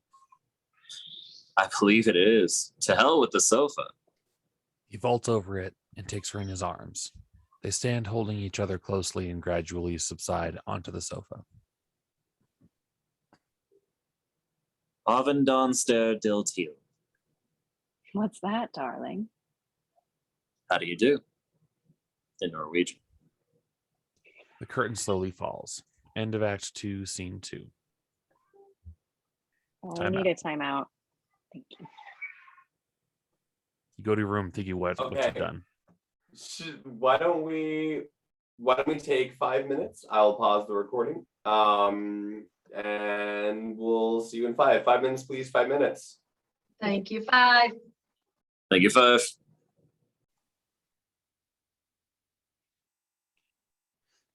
Act 2, Scene 3. The scene is the same. It is about 10:30 the next morning. As the curtain rises, Miss Hodge shows Ernest Friedman into the room. I'll tell Madam, you're here, sir. That's also you. Oh, why so much confusion, Miss Hodge? I was only told last night, sir, that, oh, I see. It's a bit muddling at first, in a manner of speaking, but I shall get used to it. I'm sure you will. Miss Hodge goes into the bedroom and returns again in a moment with very pursed up lips. She will be in a moment, sir. Miss Hodge goes into the kitchen and slams the door. Ernest looks after her in some astonishment. Gilda enters. She is fully dressed, wearing a hat and coat. Ernest, what a surprise. What's the matter with Mrs. Hodge? The matter with her? I don't know. I haven't examined her. It was foolish of you to tell her you and Leo weren't married. It slipped out. I'd forgotten she didn't know. Have you come from Paris?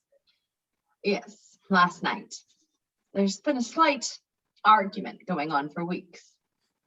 Argument? What kind of argument? One of those whole bean arguments.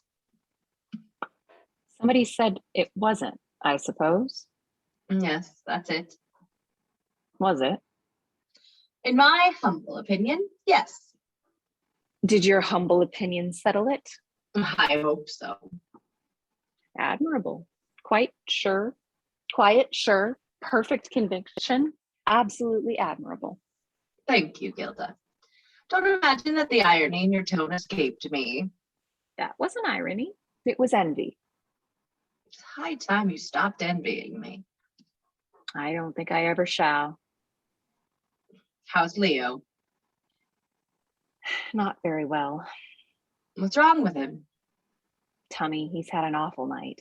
He didn't close an eye until about 5, but he's fast asleep now. I'm sorry. I wanted to say goodbye to you both. Goodbye. I'm going back to Paris this afternoon and sailing for America on Wednesday. You do flip about, don't you, Ernest? Not anymore. I've decided to live in New York permanently. I've been angling for a particular penthouse for years, and now I've got it. How lovely. Is it very high? About 30 floors. Do you want a housekeeper? Yes, badly. Will you come? Perhaps. You seem very gay this morning. I'm always gay on Sundays. There's something intoxicating about Sunday in London. It's excellent about the play. I read all the reviews. Yes, it's very grand. It's grand. It ought to run for years and years and years and years and years. I suppose Leo's delighted. Absolutely hysterical. I think that's what's upset his stomach. He was always oversensitive, even in Paris in the old days. He used to roll about in agony, at least at the least encouragement. Don't you remember? No, I can't say that I do. That's because you're getting a bit gaga, darling. You've sold too many pictures and made too much money and traveled too much. That world cruise was a fatal mistake. I thought so at the time, but I didn't say anything about it. Because I didn't want to upset you.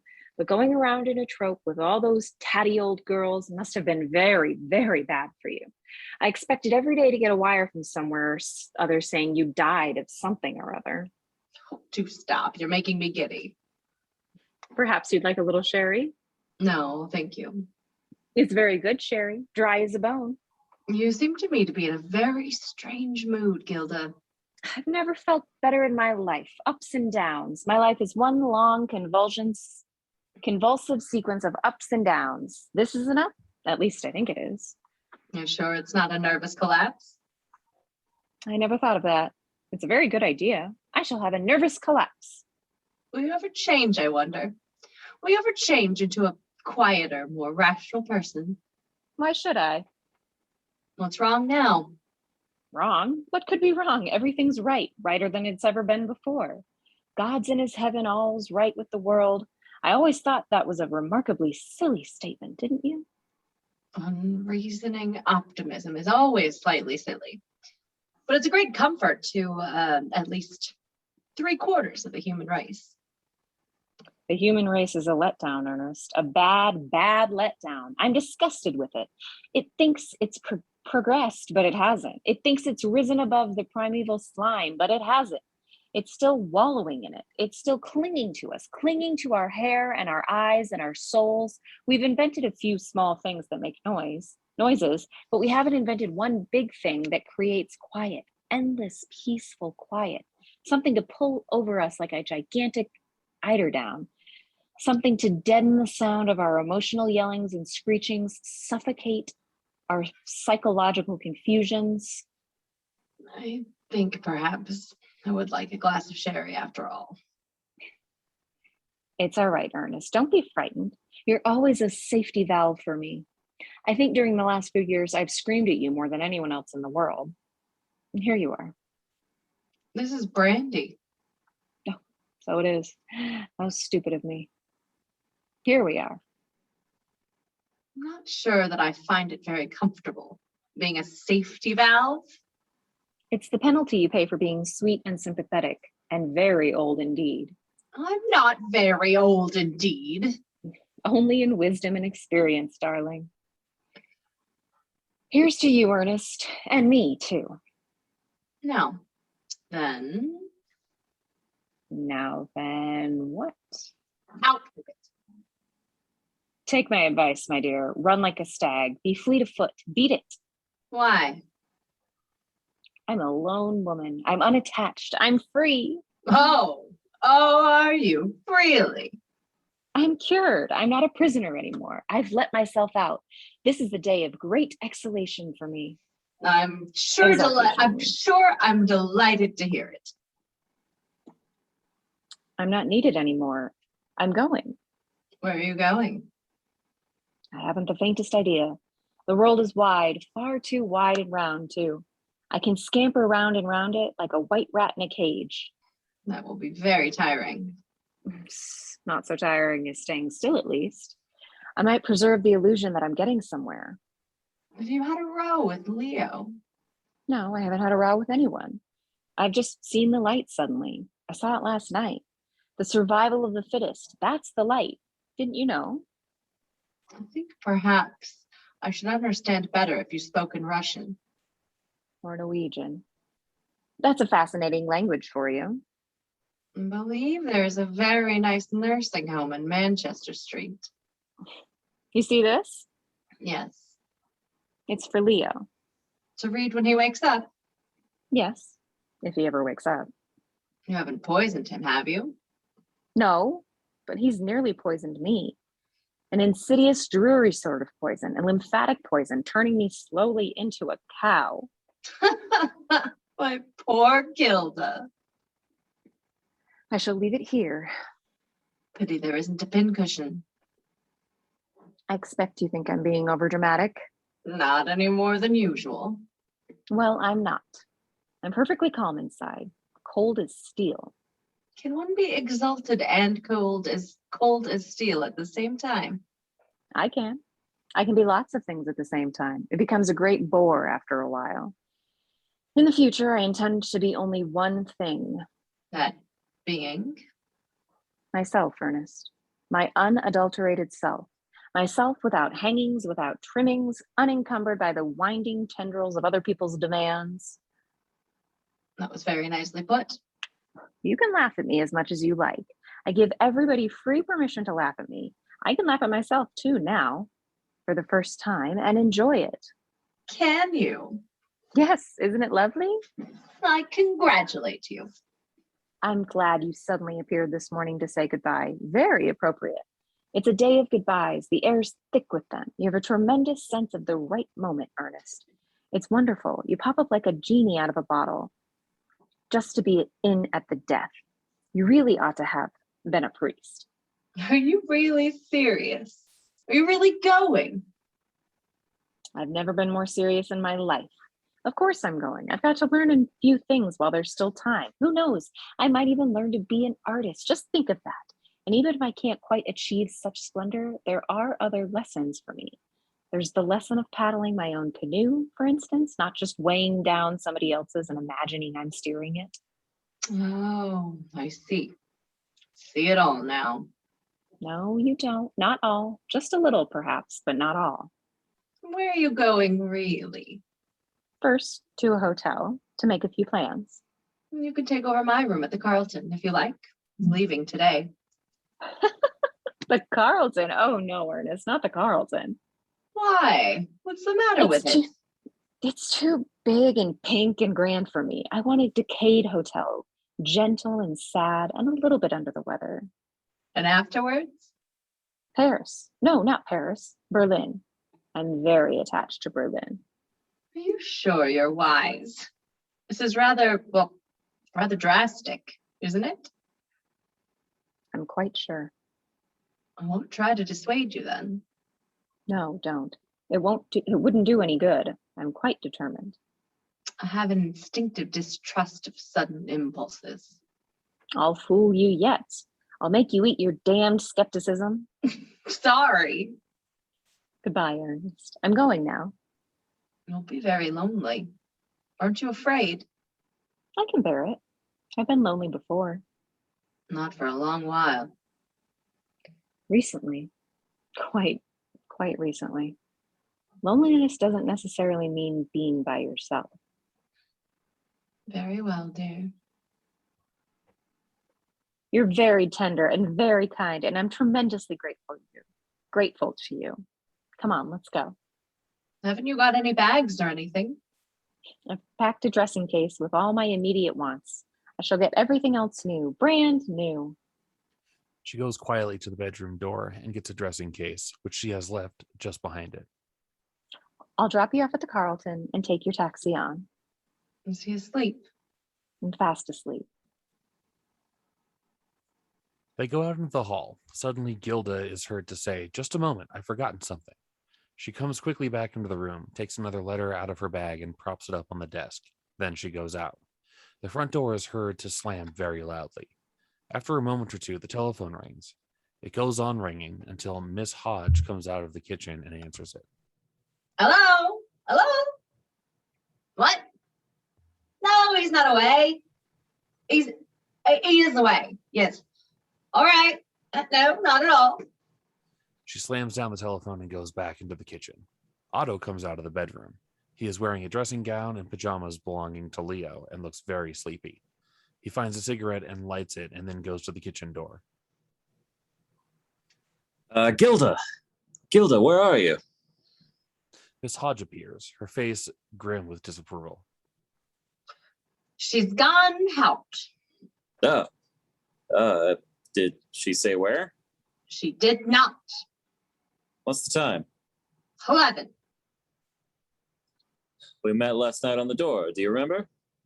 Yes, I remember all right. It was very kind of you to let me in. Didn't know you was going to stay all night. I wasn't sure myself. A pretty thing. I beg your pardon? I said a pretty thing. And I meant a pretty thing. Nice goings on. Very nice, thank you. I'm a respectable woman. Never mind. I don't mind a little fun every now and then among friends, but I do draw the line at looseness. You're making a mistake, Miss... My name's Hodge. You're making a mistake, Miss Hodge. How do you mean? You're making a mistake in daring to disapprove of something that has nothing to do with you whatever. Well, I never.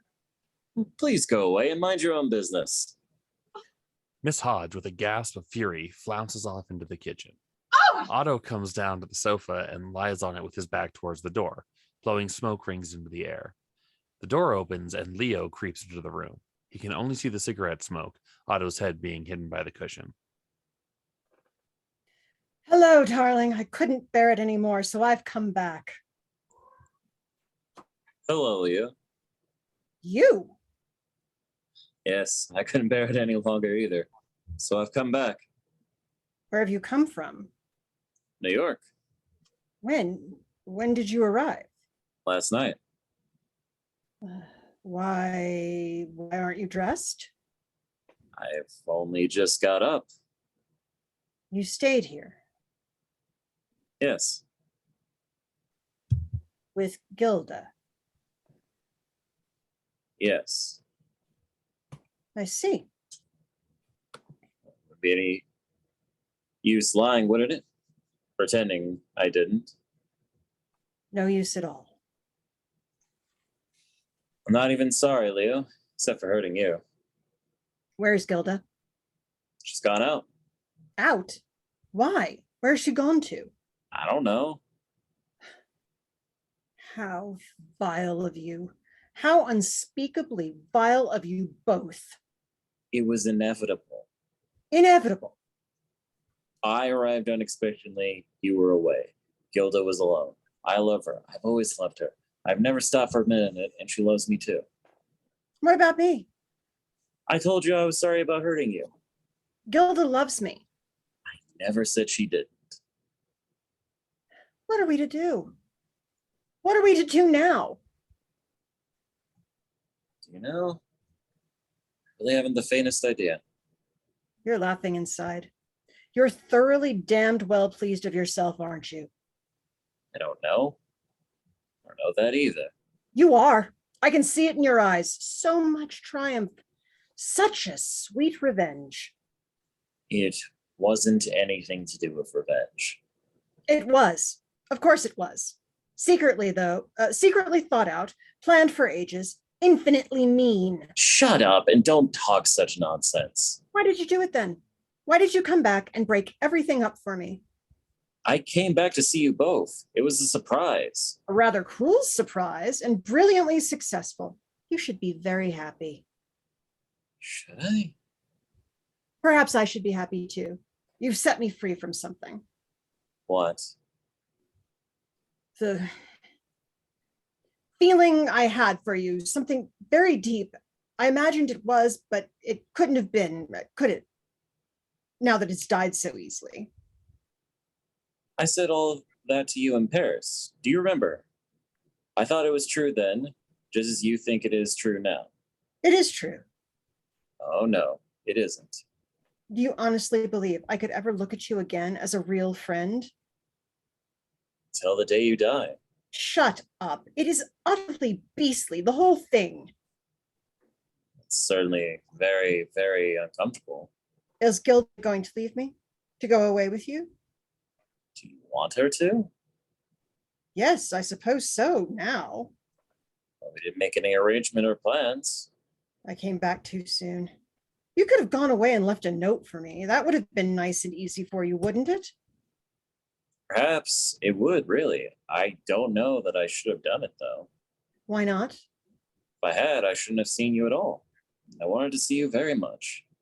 You even wanted to see me hating you like this? Very touching.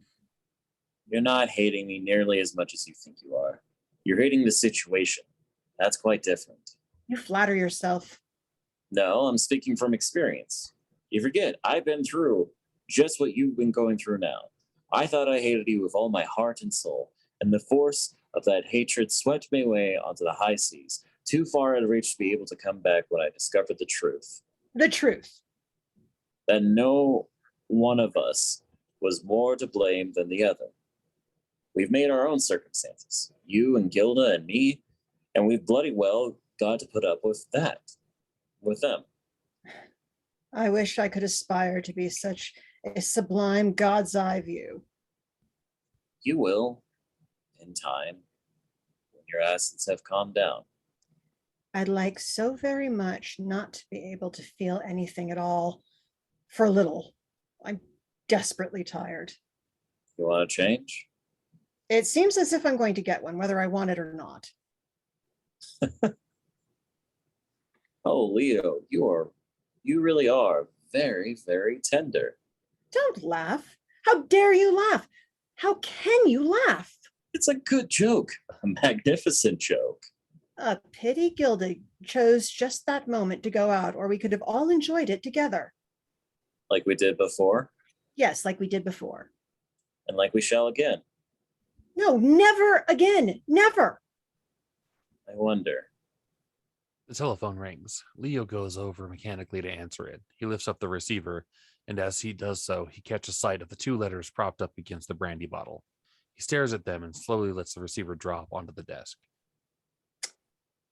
Otto, What is it? look.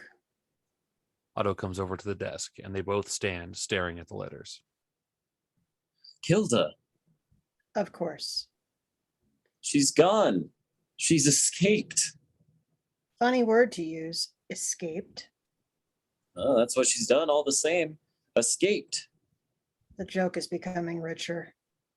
Escaped from both of us. We'd better open them, I suppose. Yes. Yes. I suppose we had. They both open the letters in silence and read them.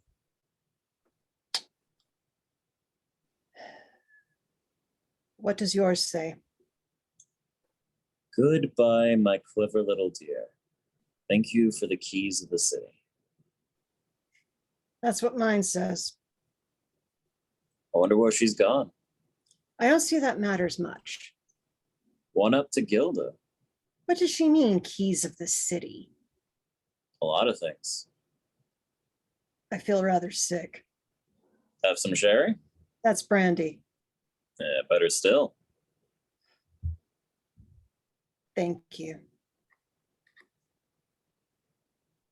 I feel a little sick too. Do you think she'll come back? No. She will. She must.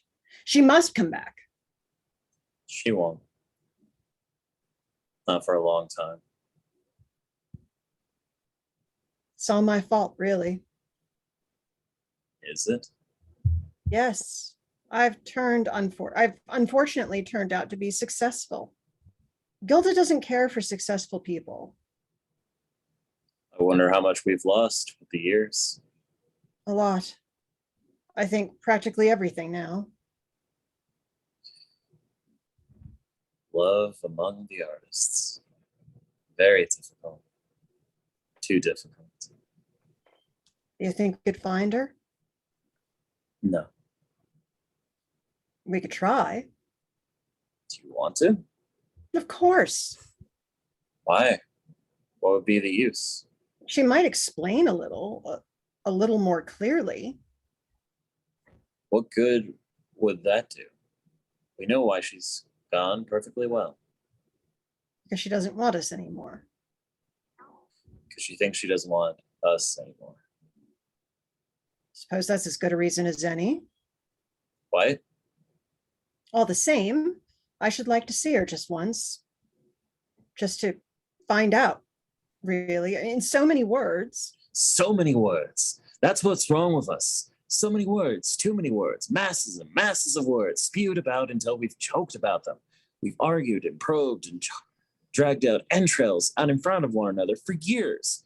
We've explained away the sea and the stars and life and death and our own peace of mind. I'm sick of this endless game of three-handed spiritual ping pong, this battle of our little egos and one another's faces. Sick to death of it. Gilda made a super gesture, a supreme gesture, and got out. Good luck to her, I say. Good luck to the old girl. She knows her onions. Otto refills his glass and drains it at a gulp. You'll get drunk swirling it down all that brandy on an empty stomach. Why not? What else there to do? Here, have some more as well. He refills Leo's glass and hands it to him. All right, here goes. Drains his glass. Now we start fair. He refills both their glasses. Gilda. Gilda. Drains it. That's better, isn't it? Much, much better. Excellent. We shall be sick as dogs. Good for our lives. Good for our immortal souls. Our immortal souls. Our immortal souls. They both drain them to the last drop. I might have known it, What? that there was going to be a break. Everything was running too smoothly, too well. I was enjoying all the small things too much. There's no harm in enjoying the small things. Gilda didn't want me to. I know. Did she tell you so? Yeah, she said she was uneasy. She might have had a little faith in me, I think. I haven't gotten this far just to be sidetracked by a few garlands. That's what I said to her. I said you wouldn't be touched just inside. How about you? Catching up, Leo. Popular portraits at popular prices. Good work or bad work? Good. Occasional compromise, but essentials all right. Let's make the most of the whole business, shall we? Let's be photographed and interviewed and pointed at in restaurants. Let's play the game for what it's worth. Secretaries and fur coats and deluxe suites on transatlantic liners at minimum rates. Don't let's allow one shabby perquisite to slip through our fingers. It's what we dreamed many years ago, and now it's within our reach. Let's cash in, Otto, and see how much we lose by it. Come on, my boy. Success in 20 lessons, each one more bitter than the last. More and better success, louder and funnier success. They both drain their glasses. They put down their glasses, gasping slightly. It takes the breath away a bit, doesn't it? How astonished our insides must be. All that brandy hurtling down suddenly. On Sunday, too. We ought to know more about our insides, Otto. We ought to know why everything does everything.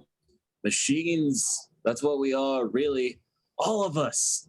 I can't help feeling a little discouraged about it every now and then. Sheer sentimentality. You shouldn't feel discouraged at all. You should feel proud. I don't see anything to be proud about. That's because you don't understand. Because you're still chained to stale illusions. Science dispels illusions. You ought to be proud to be living in a scientific age. You ought to be proud to know that you're a minute cog in the vast process of human life. I don't like to think I'm only a minute cog. Makes me sort of sad. The time for dreaming is over, Otto. Never. I'll never consent to that. Never, as long as I live. How do you know that science isn't a dream, too? A monstrous, gigantic hoax. How could it be? It proves everything. What does it prove? Answer me that.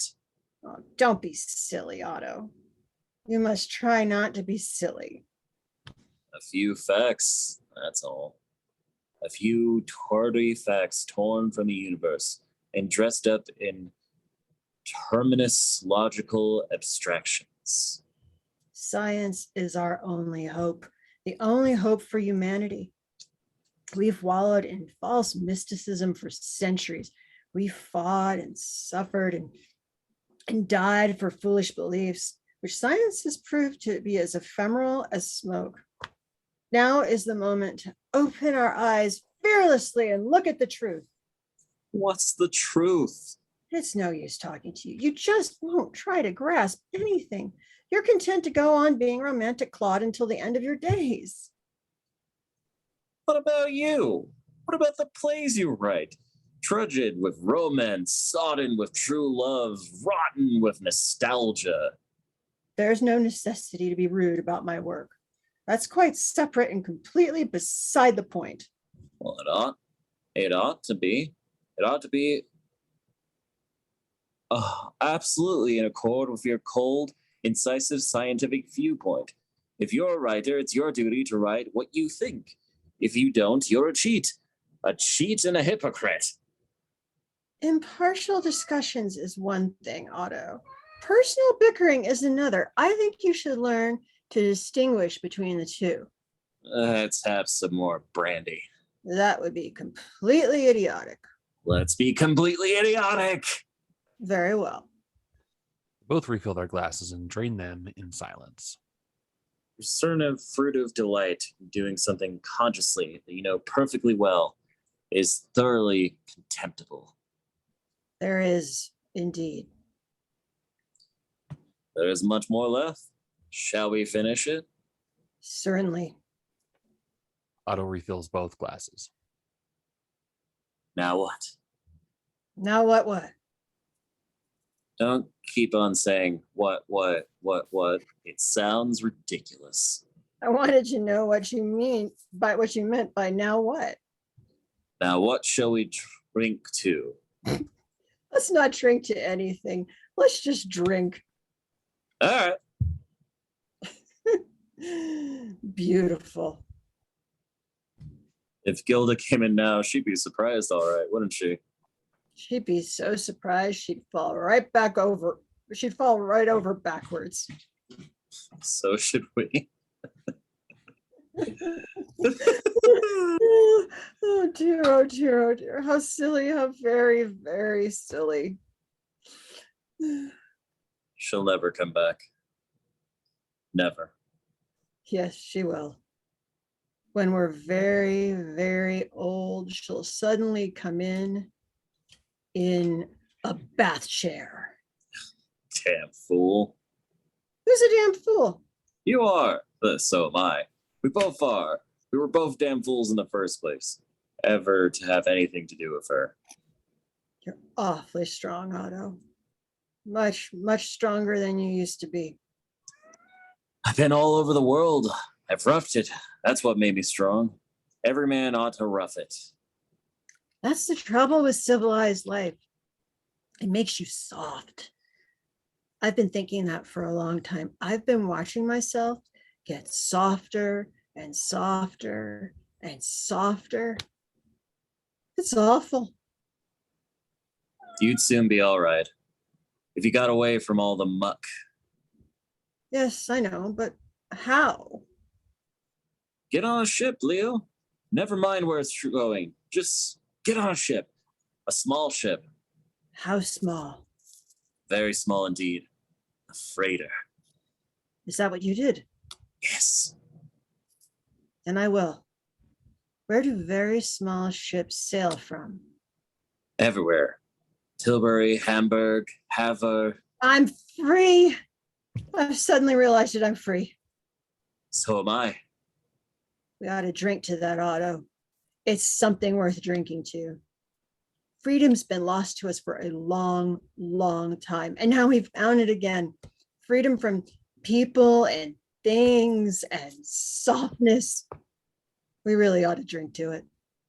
There isn't any more brandy. What's that over there? Where? On the thing. Sherry.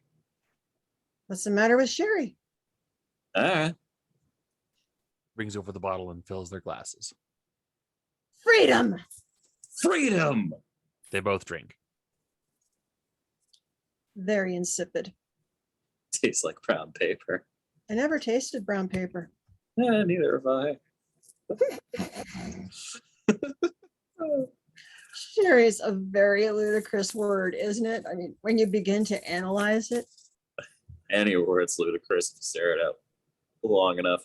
Look at macaroni. That's Italian. That doesn't count. Well, rigmarole then, and neophyte, and haddock. And wimple. Wimple's the word that gets me down. What's a wimple? A sort of medieval megaphone made of linen. Guinevere had one. What you do with it? Wore it, of course. What did you think she did with it? She might have blown down to it. Anyway, it doesn't matter, does it? Not in the least. It couldn't matter less.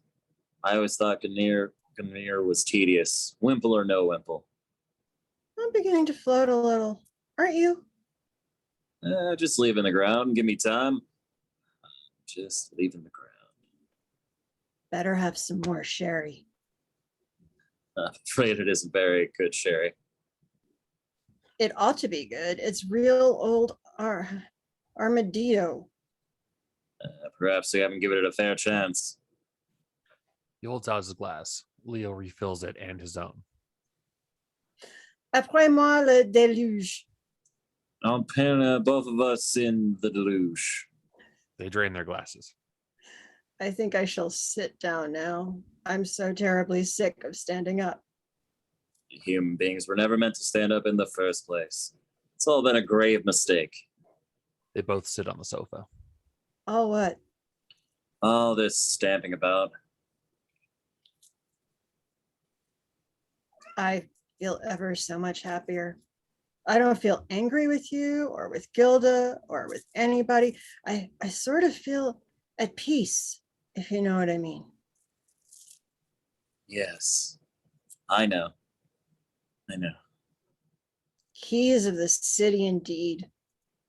A lot of damn nonsense. Too much sense of drama flouncing off like that. We've all got too much sense of drama, but we won't have any more. From now onwards, reason, realism, and clarity of vision. What? I said clarity of vision. I wouldn't have believed I could ever feel like this again. So still and calm, like a deep, deep pool.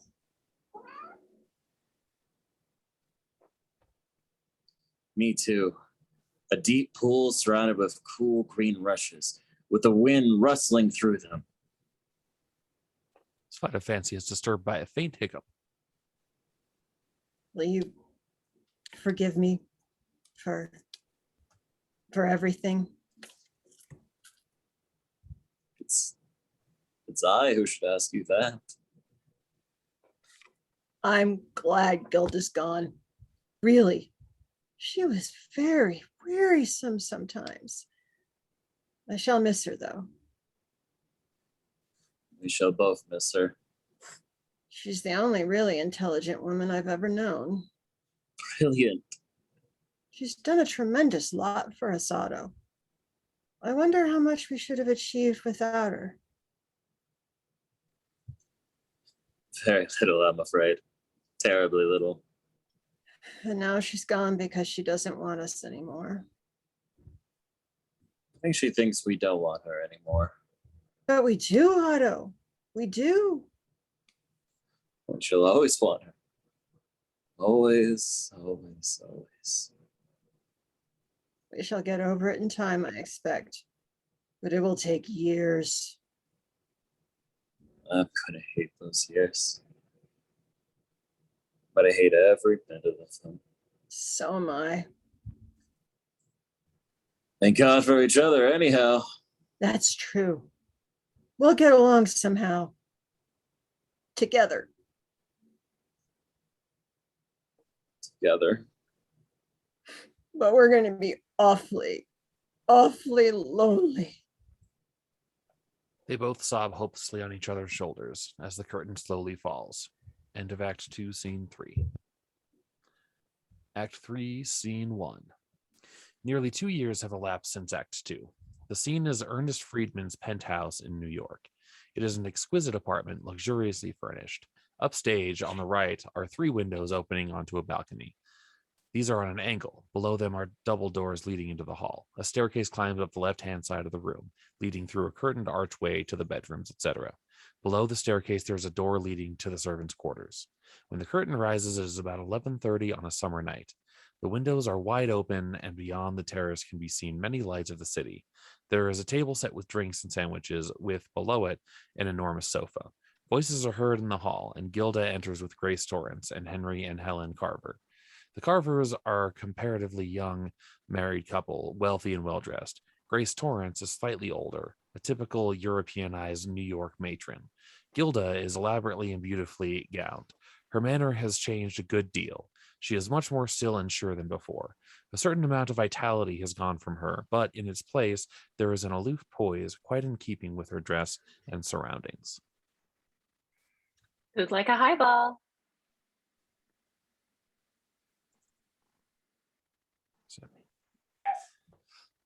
We all would.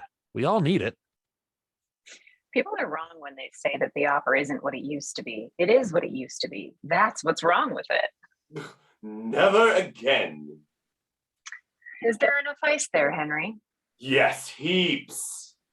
This is the most wonderful view I've ever seen. Next to ours. I like this better. You can see more of the river. You did all this, I suppose, Gilda?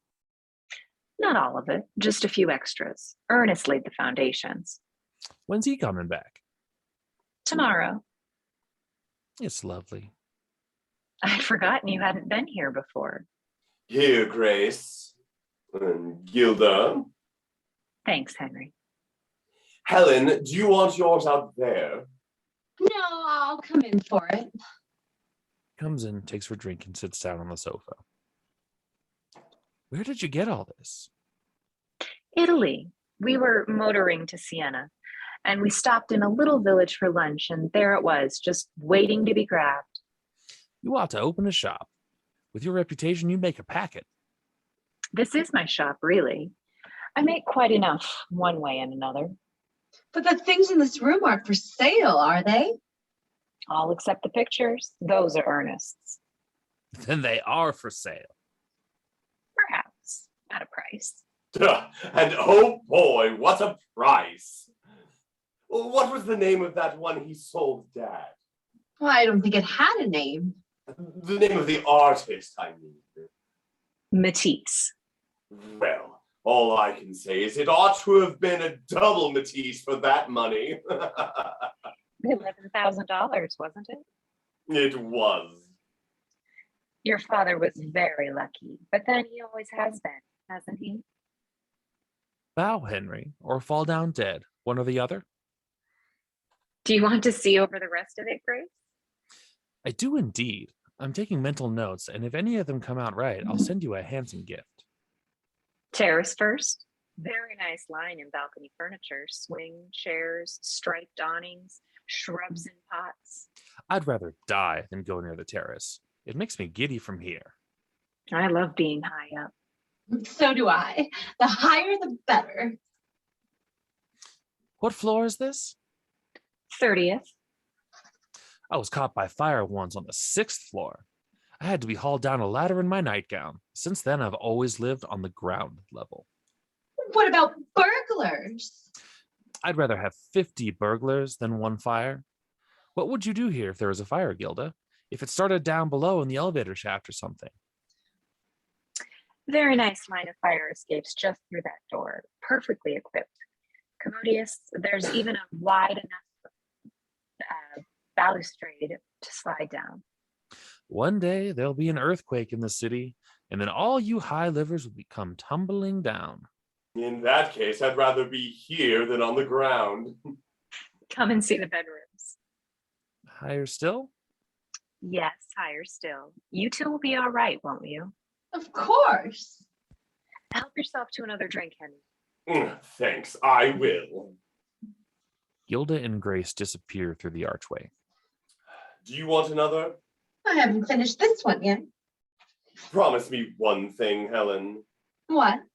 That you'll never become a professional decorator. Why? I've never met one yet that wasn't hard as nails, and my God, I've met hundreds. Do you think Gilda's hard? Hard? Look at her eyes. Look at the way she's piloting old Grace around the apartment. Look at the way she snapped me up over Dad's picture. You were rather awful about it. So I should think. $11,000 for that daub. I've only found 3 people who could tell me what it was supposed to be, and they all told me different. Art's not in your line, Henry. You bet your sweet life it isn't. Not at that price. I like modern painting. I think it's thrilling. Bunk. That's what everybody always says about new things. Look at Wagner. Oh, what's Wagner got to do with it? When his music first came out, everyone said it was terrible. Yeah, that's Jake with me. It's silly to laugh at things just because you don't understand them. Oh, you've been around too much lately, Helen. You ought to stay home more. If it hadn't been for Gilda, I don't know what I'd have done all winter. If it hadn't have been for us, I don't know what she'd have done all winter. You could have fixed our apartment just as well as she did. What do we want with all that Spanish junk? It isn't junk. It's beautiful. She got the most wonderful taste. Everybody knows she has. It's a racket, Helen. The whole thing is a racket. I don't know what's the matter with you tonight. The evening's been a flop. The opera was lousy. And now we've been dragged up here instead of going to the casino. Just because Gilda sniffed a bit of business. There is a ring at the doorbell. Do you really think she only got Grace up here to sell her something? I do. Oh, Henry. Don't you? No, of course I don't. They've got a lot of money, and they don't need to go on like that. That's how they made the money. Ernest's been palming off pictures on people for years. I don't see why he shouldn't, if they're willing to buy them. After all, everybody sells something. I mean... The doorbell rings again. Don't they keep any servants? I expect they've gone to bed. I'd better answer the door, I suppose. Yes, I think you had. Henry goes off. Helen does up her face. There is a sound of voices in the hall. Henry re-enters, followed by Otto and Leo, both attired in very faultless evening dress. Mrs. Friedman's upstairs. I'll call her. No, don't trouble to do that. She'll be down soon, won't she? Yes, she's only showing Mrs. Torrance over the apartment. Torrance? Torrance? How very odd. I wonder if that was the same Miss Torrance we met in the Yoshora. Very possibly. This is my wife, Mrs. Carver. I'm afraid I don't know your names. My name is Mercury. How do you do, Mr. Mercury? And mine is Silvis. How do you do, Mr. Silvis? How do you do, Miss Carver? How How do you do, Mr. Carver? would you care for a drink? Passionately. They're over there. Help yourself. Are you old friends of Miss Friedman's? Yes, we lived with her for years. Oh, There is a silence for a moment. Otto and Leo settle themselves comfortably in chairs. Here's to you, Mr. and Mrs. Carver. Mr. and Mrs. Carver. Here's luck. There's another silence. I once knew a man called Carver in Sumatra. really? Had one of the longest beards I've ever seen. That was Mr. Edelbaum. So it was. How stupid of me. We've traveled so much. You know, we sometimes get a little muddled. Yes, I expect you do. Have you been married long? 2 years. Oh dear, oh dear, oh dear, oh dear, oh dear. Why? What of it? Oh, there's something strangely and deeply moving about young love, Mr. and Mrs. Carver. Youth at the helm. Guiding the little fragile bouquet of happiness down the river of life, unthinking, unknowing, unaware of the perils that lie in wait for you, the sudden tempests, the sharp, jagged rocks beneath the surface. Are you never afraid? I don't see anything to be afraid of. Foolish, headstrong boy. Have you any children? No, we have not. That's what's wrong with this century. If you were living in Renaissance Italy, you'd have been married at 14, and by now you'd have masses of children, and they'd be fashioning things of great beauty, wouldn't they, Otto? Yes, Leo, they would. There you are, you see? The tragedy of the whole situation lies in the fact that you don't care. You don't care a fig, do you? I really don't understand what you mean. Conversation again languishes. You've been Oh, sorry. You've been to Chiquimata, I suppose. Where? Chiquimata. It's a copper mine in Chile? No, we haven't. Why? It doesn't matter. It's most unimportant. Why do you ask? Please don't say any more about it. It's perfectly all right. What are you talking about? Chiquimata. A copper mine in Chile. It's a very funny name. Do you think so? Is it an interesting place? I really don't remember. I haven't been there since I was 2. I've never been there at all. Oh, Is Mrs. Torrance a nice woman? Nice? Yes, very nice. I'm so glad. One can't be too careful, you know. People are so deceptive. It's all a question of masks, really. Brittle, painted masks. We all wear them as a form of protection. Modern life forces us to. We must have some means of shielding our timid, shrinking souls from the glare of civilization. Be careful, Leo. Remember how you upset yourself in Mombasa. That was fish. Helen and Henry exchange startled glances. Gilda and Grace reappear through the archway and come down the stairs. Otto and Leo and Henry rise to their feet. And the terrace is lovely in the summer because as it goes right round, there's always somewhere cool to sit. She reaches the foot of the stairs and sees Otto and Leo. She puts her hand on the balustrade just for a second to steady herself. Then she speaks. Her voice is perfectly calm. Hello. Hello, Gilda. We've come back. Yes, I see you have. This is Mrs. Torrance. Grace, these are 2 old friends of mine. Leo Mercury and Otto Silvas. Oh, how do you do? You must forgive our clothes, but we've only just come off a freight boat. A Dutch freight boat. The food was delicious. I see you both have drinks. Henry, mix me one, will you? Certainly. This is the most delightful surprise. Do you know I haven't seen either of them for nearly 2 years? Gilda has been showing me this perfectly glorious apartment. Don't you think it's lovely? Artistically too careful, but professionally superb. Behave yourself, Otto. Where's darling little Ernest? Chicago. Here's your drink, Gilda. He hands it to her. Thank you. Where did you come from on your freight boat, Mr. Mercury? Manila. It's very hot in Manila. It was also very hot in Singapore.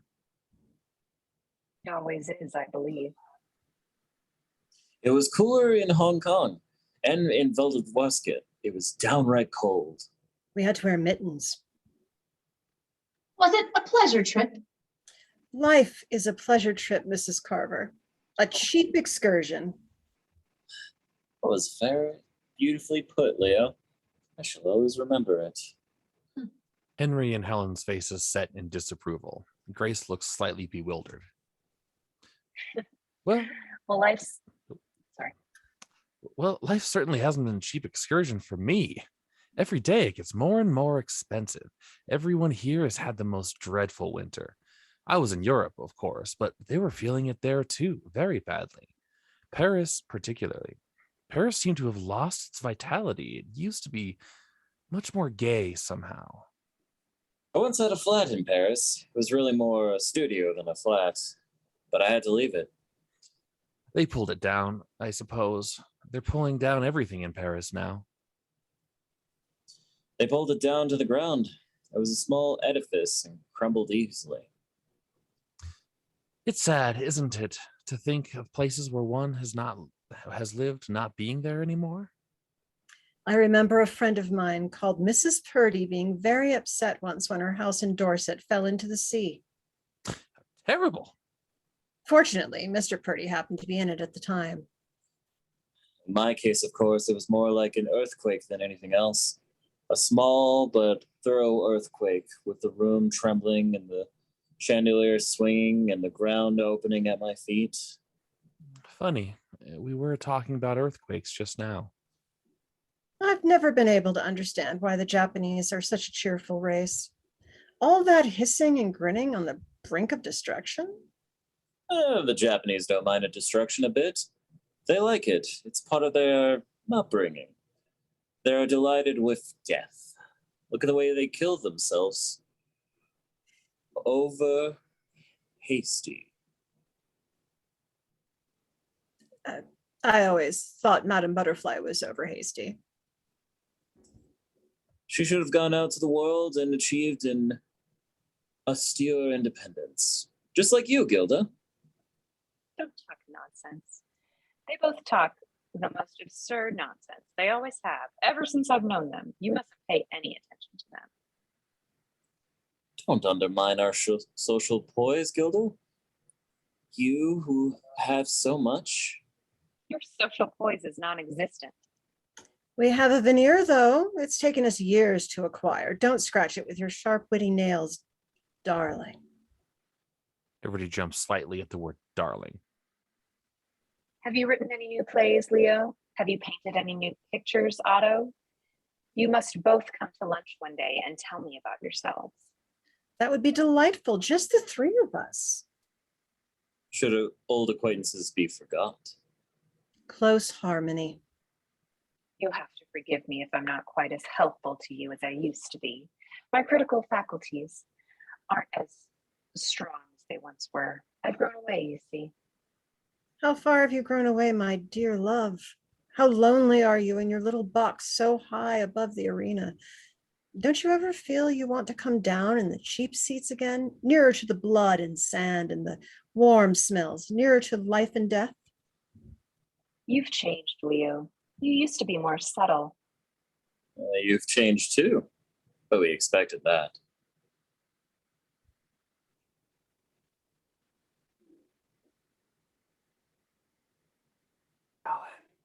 It's funny how people alter. Only the other day in the colony, a boy that I used to know when he was at Yale walked up to my table and I didn't recognize him. Just fancy. Do you know, I have an excellent memory for names, but I cannot for the life of me remember faces. Sometimes I look at Leo suddenly and haven't the faintest idea who he is.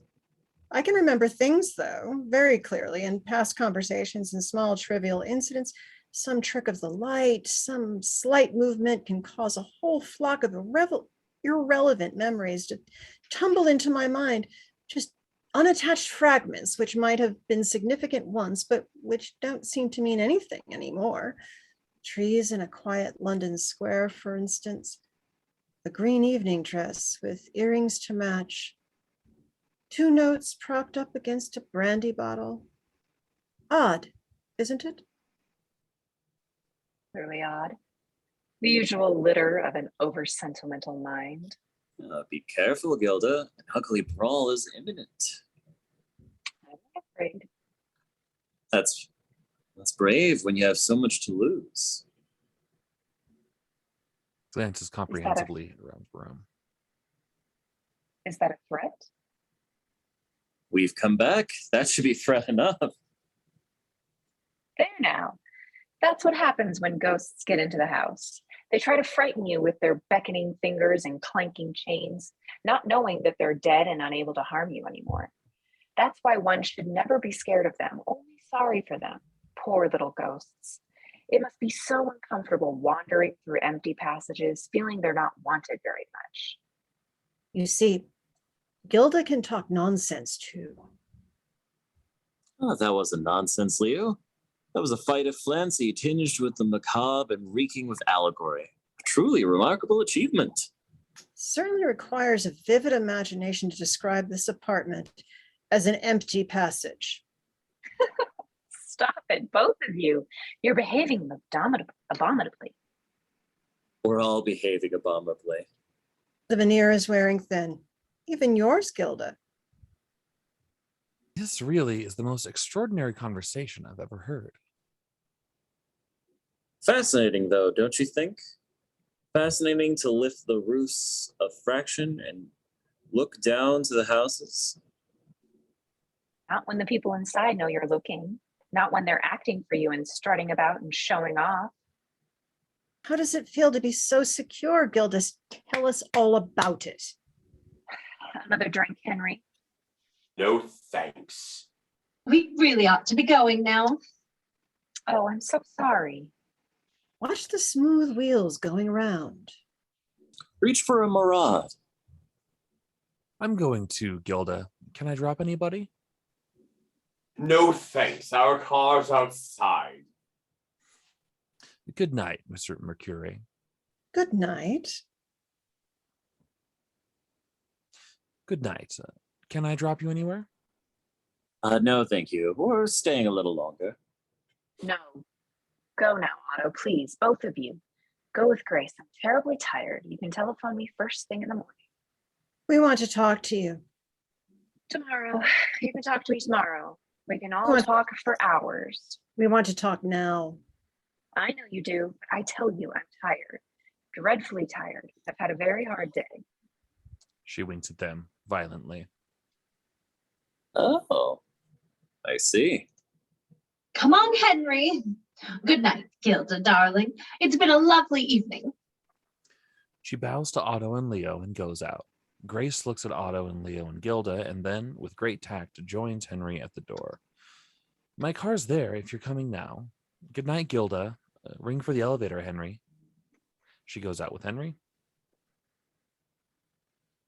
It was awful of you to behave like that. Why couldn't you have waited quietly until they'd gone? They wouldn't go. They were going to stay forever and ever and ever.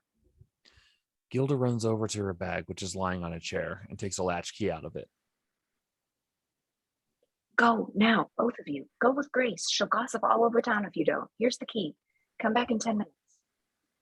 Intrigue, eh? A nice state of affairs. Good old Decameron.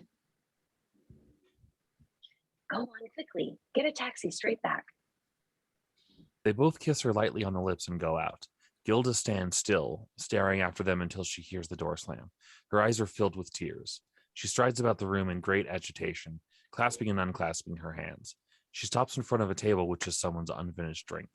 She drinks it thoughtfully, frowning and tapping her foot nervously on the ground. Suddenly, she bangs down the glass, snatches up her cloak and bag, switches off all the lights, and runs out through the door leading to the fire escape. Curtain. End of Act 3, Scene 1. Act 3, Scene 2. The scene is the same, and it is the next morning. The windows are wide open and sunlight is streaming into the room. As the curtain rises, Matthew crosses over from the servants' quarters door left and goes into the hall. Matthew is black but comely. He wears a snow-white coat and dark trousers and is very smart indeed. Ernest enters from the hall carrying a suitcase. Matthew follows him, staggering under 3 or 4 large canvases and a wooden crate. Come down there for the moment, Matthew. Get me some coffee. Yes, sir. He rests the canvases against the wall. Is Miss Friedman awake? She hasn't rung yet, sir. All right. Give me the coffee as quickly as you can. It's all ready, sir. He goes off left. Ernest wanders out onto the terrace and then in again. He picks up a newspaper off the table, glances at it, and throws it down again. He is obviously irritable. Matthew re-enters with a breakfast tray, which he places on a small table. Perhaps you'd like to have it out on the terrace, sir? No, this'll do. Did you have a good trip, sir? No, I did not. Very good, sir. He goes out. Ernest pours himself some coffee. While he is doing so, Otto and Leo come downstairs. They are both wearing Ernest pajamas and dressing gowns, which are considerably small for them. Their feet are bare. Good morning, Ernest. God bless my soul. He will, Ernest. He couldn't fail to. Dear little Ernest. Where in heaven's name have you come from? Manila, It was very hot in Manila.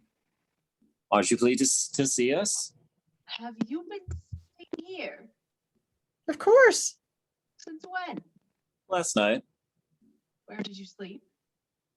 Upstairs. What? Where's Gilda? We don't know. She's disappeared. Disappeared? What on earth do you mean? What I say, she disappeared. Disappeared. Gone. Fluttered out into the night like a silly great owl. We arrived when she was entertaining a few smart friends, and she pressed a latchkey onto our hands and told us to come back later. When we came back later, she wasn't there. So we waited a little while, and then we went to bed. We were very tired. It's fantastic. The whole thing. Ridiculous. Do you think we could have some coffee? Yes, you can have some coffee if you want it. He rings a little bell on the table and slams it down, again irritably. I do hope you're not going to be disagreeable, Ernest. After all, we haven't seen us for ages. Disagreeable? What do you expect me to be? I drove home after 20 hours in the train to find Gilda gone, and you both staying in the house uninvited and wearing my pajamas. We'll take them off at once if you like. You won't do any such thing. Matthew enters and stands stricken with astonishment. 2 more cups, please, Matthew. Yes, sir. He goes out, staring. Had you warned Gilda that you were coming? No, we just arrived. It was a surprise. What do you want? Why do you ask that? I want to know. Why have you come? What do you want? We want Gilda, of course. Have you gone out of your mind? Not at all. It's quite natural. We've always wanted Gilda. Are you aware that she is my wife?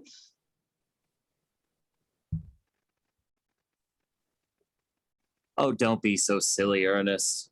Silly? How dare you? You're a dear old pet, Ernest, and we're very, very fond of you. And we know perfectly well that Gilda could be married to you for 50 times and still not be your wife. Matthew comes in with 2 cups. Do you want some fresh coffee, sir? No, no. There's enough here. Can I get you some grapefruit, sir? Or an egg? Oh, thank you. For you, sir? No, thank you. That will do, Matthew. Yes, sir. He goes out. Do you seriously imagine that you have the slightest right to walk into my house like this and demand my wife? Do stop saying my wife in that complacent way, Ernest. It's absurd. We know entirely why you married Gilda, and if we'd both been dead, it would have been an exceedingly good arrangement. You are dead as far as she's concerned. Oh, no, we're not. We're very much alive. I fear your marriage is on the rocks, Ernest. This is one of the most superb exhibitions of braven impertinence I've ever encountered. It's convenient, I do see that. It may quite possibly inconvenience you very much. But no more than that, and you know it as well as we do.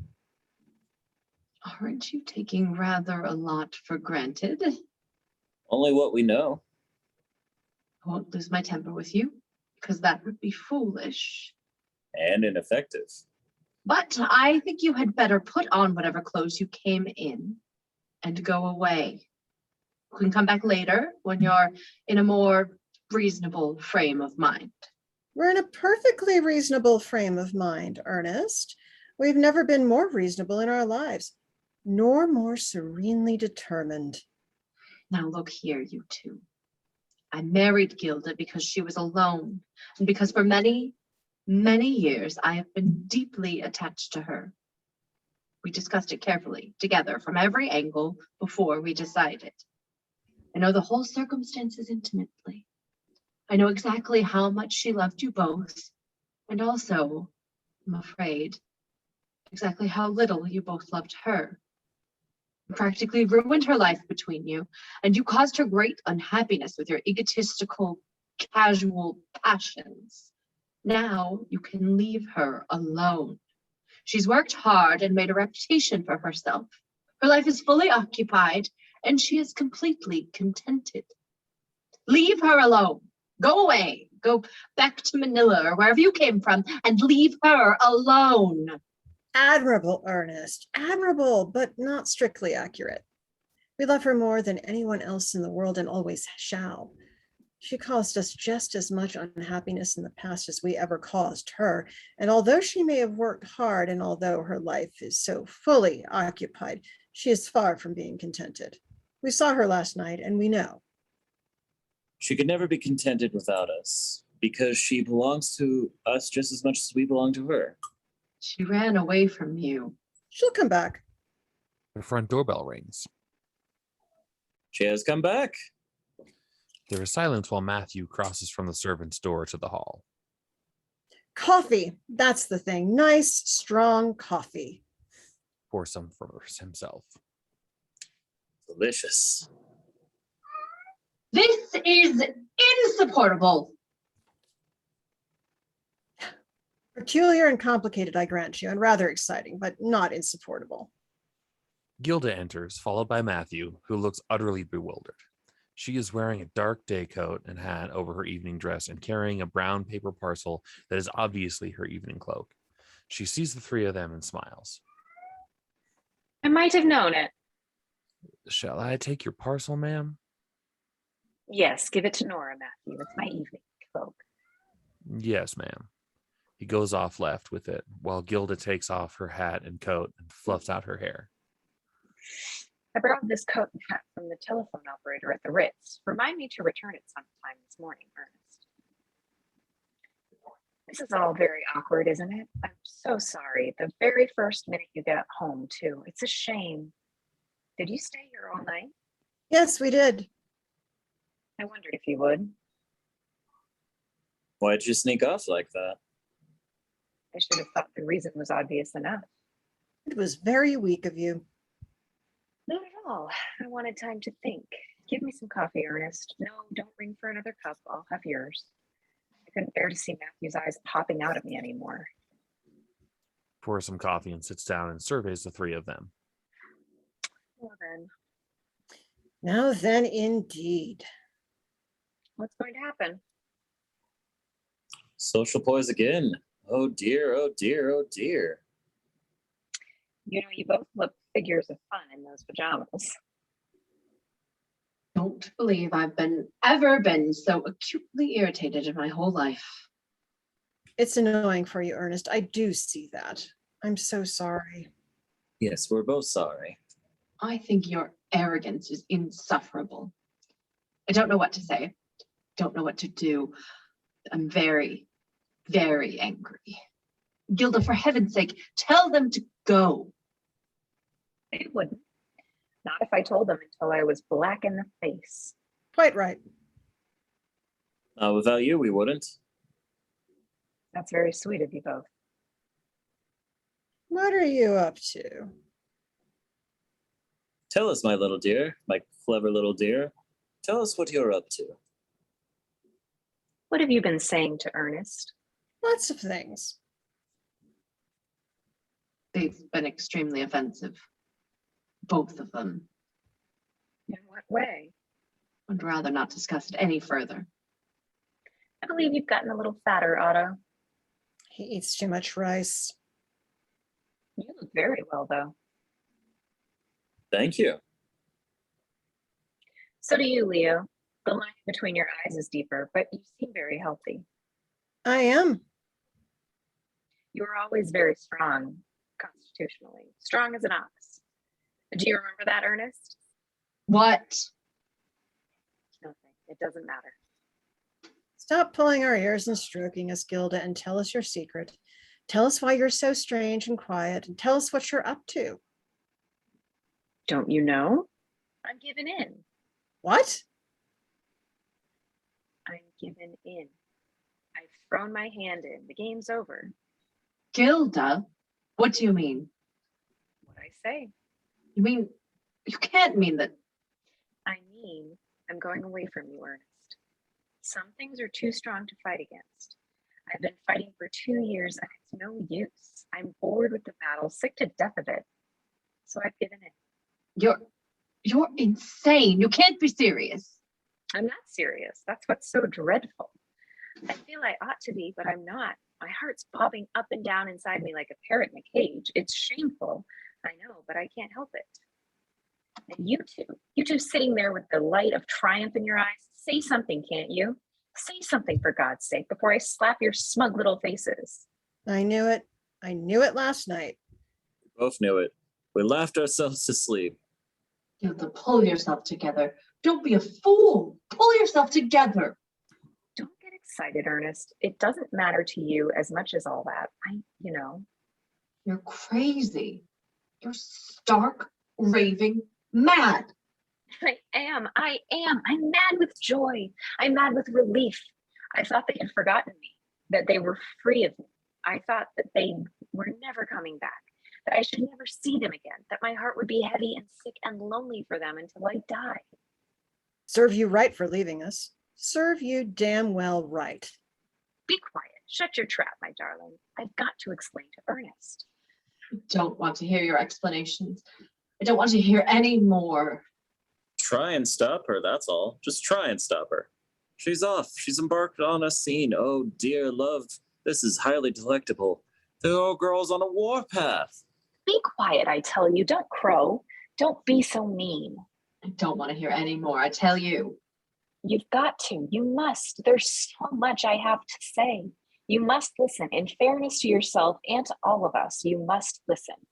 You're being unbelievably vulgar. I'm ashamed of you. I'm ashamed of many things, but not of this. This is real. I've made use of you, Ernest, and I'm ashamed of that. And I've lied to you. I'm ashamed of that too. But at least I didn't know it. I was too busy lying to myself at the same time. I took refuge in your gentle, kind friendship and tried to pretend to myself that it was enough, but it wasn't.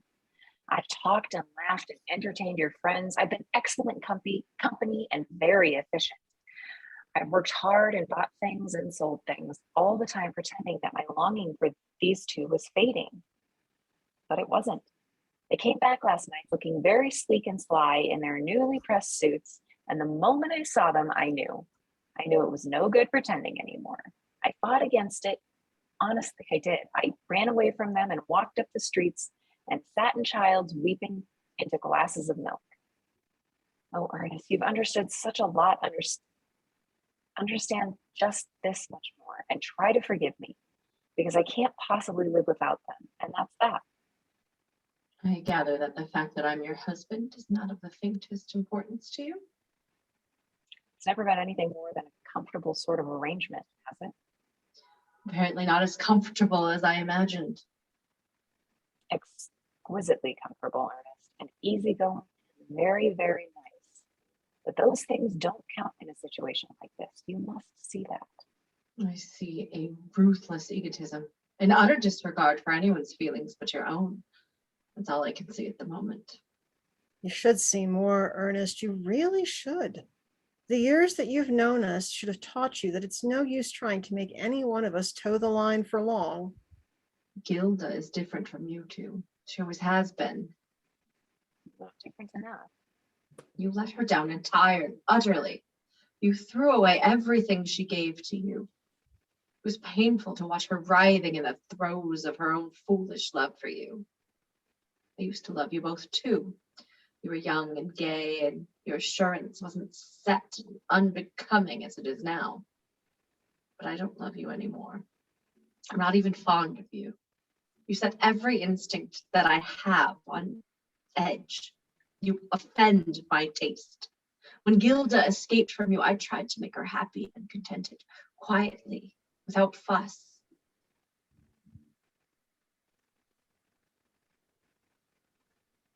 Did we lose Otto? Oh, we did. Oh, thank God, we lost Otto. She could never be happy without a fuss. She revels in it. Superficially, perhaps, but not really. Not deep down in our heart.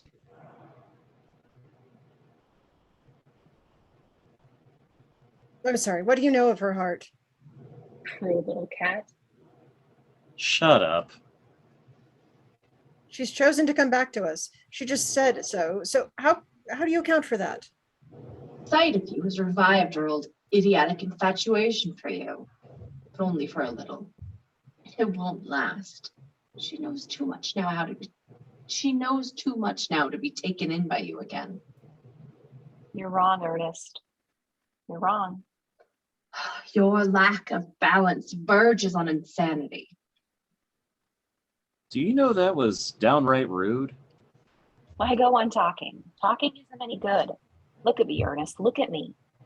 Can't you see what's happened? You're a madwoman again. Why shouldn't I be a madwoman? I've been sane still for 2 years. You were deceived by my dead behavior because you wanted to be.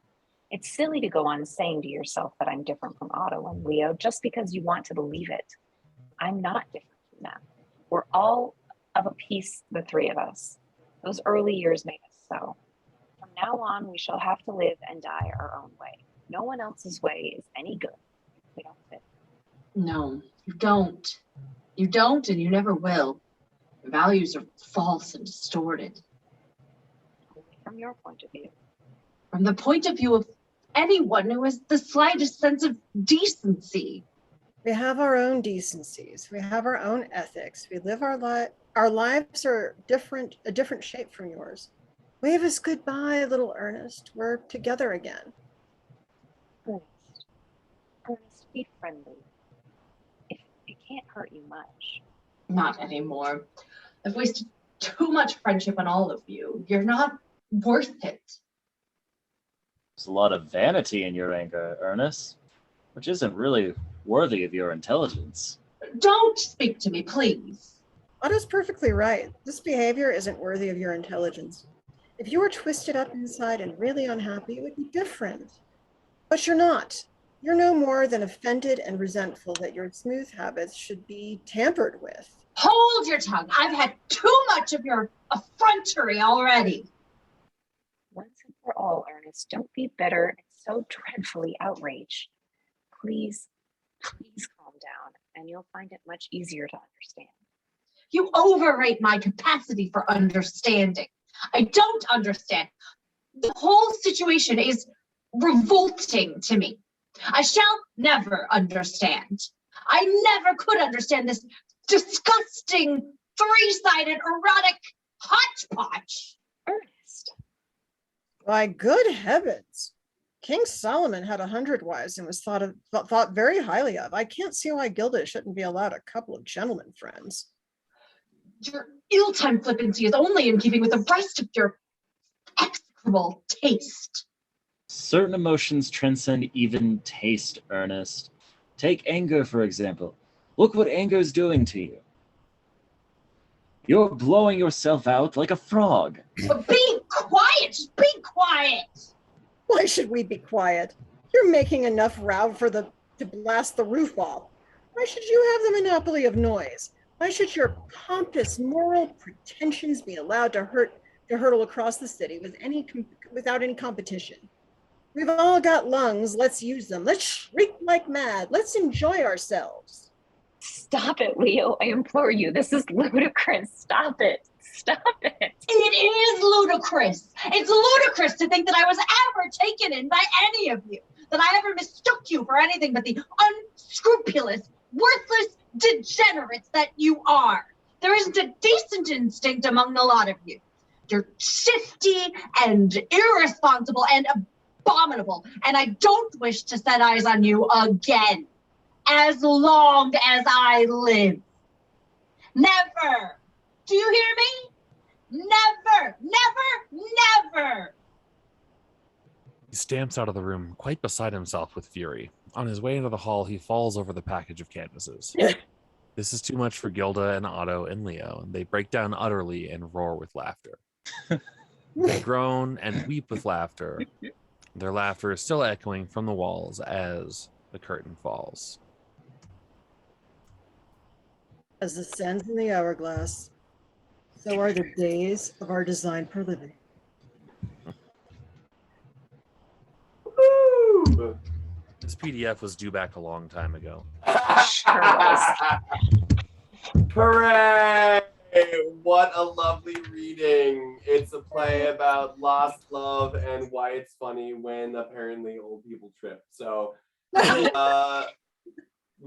what a great reading. I want to thank all of you so much. I know that this was a long one, and I'm very, very grateful for all of you and all the wonderful effort that you put in here. This was awesome. For those of you watching this in the future, hello. Hope you're living in, better times. Thank you for watching. Come and check out the next one, and also don't forget to check out MTC by MTC, our podcast available on your favorite podcatchers, where I'm sure we'll have a discussion of this sometime soon. Thank you all very much. Have a good night.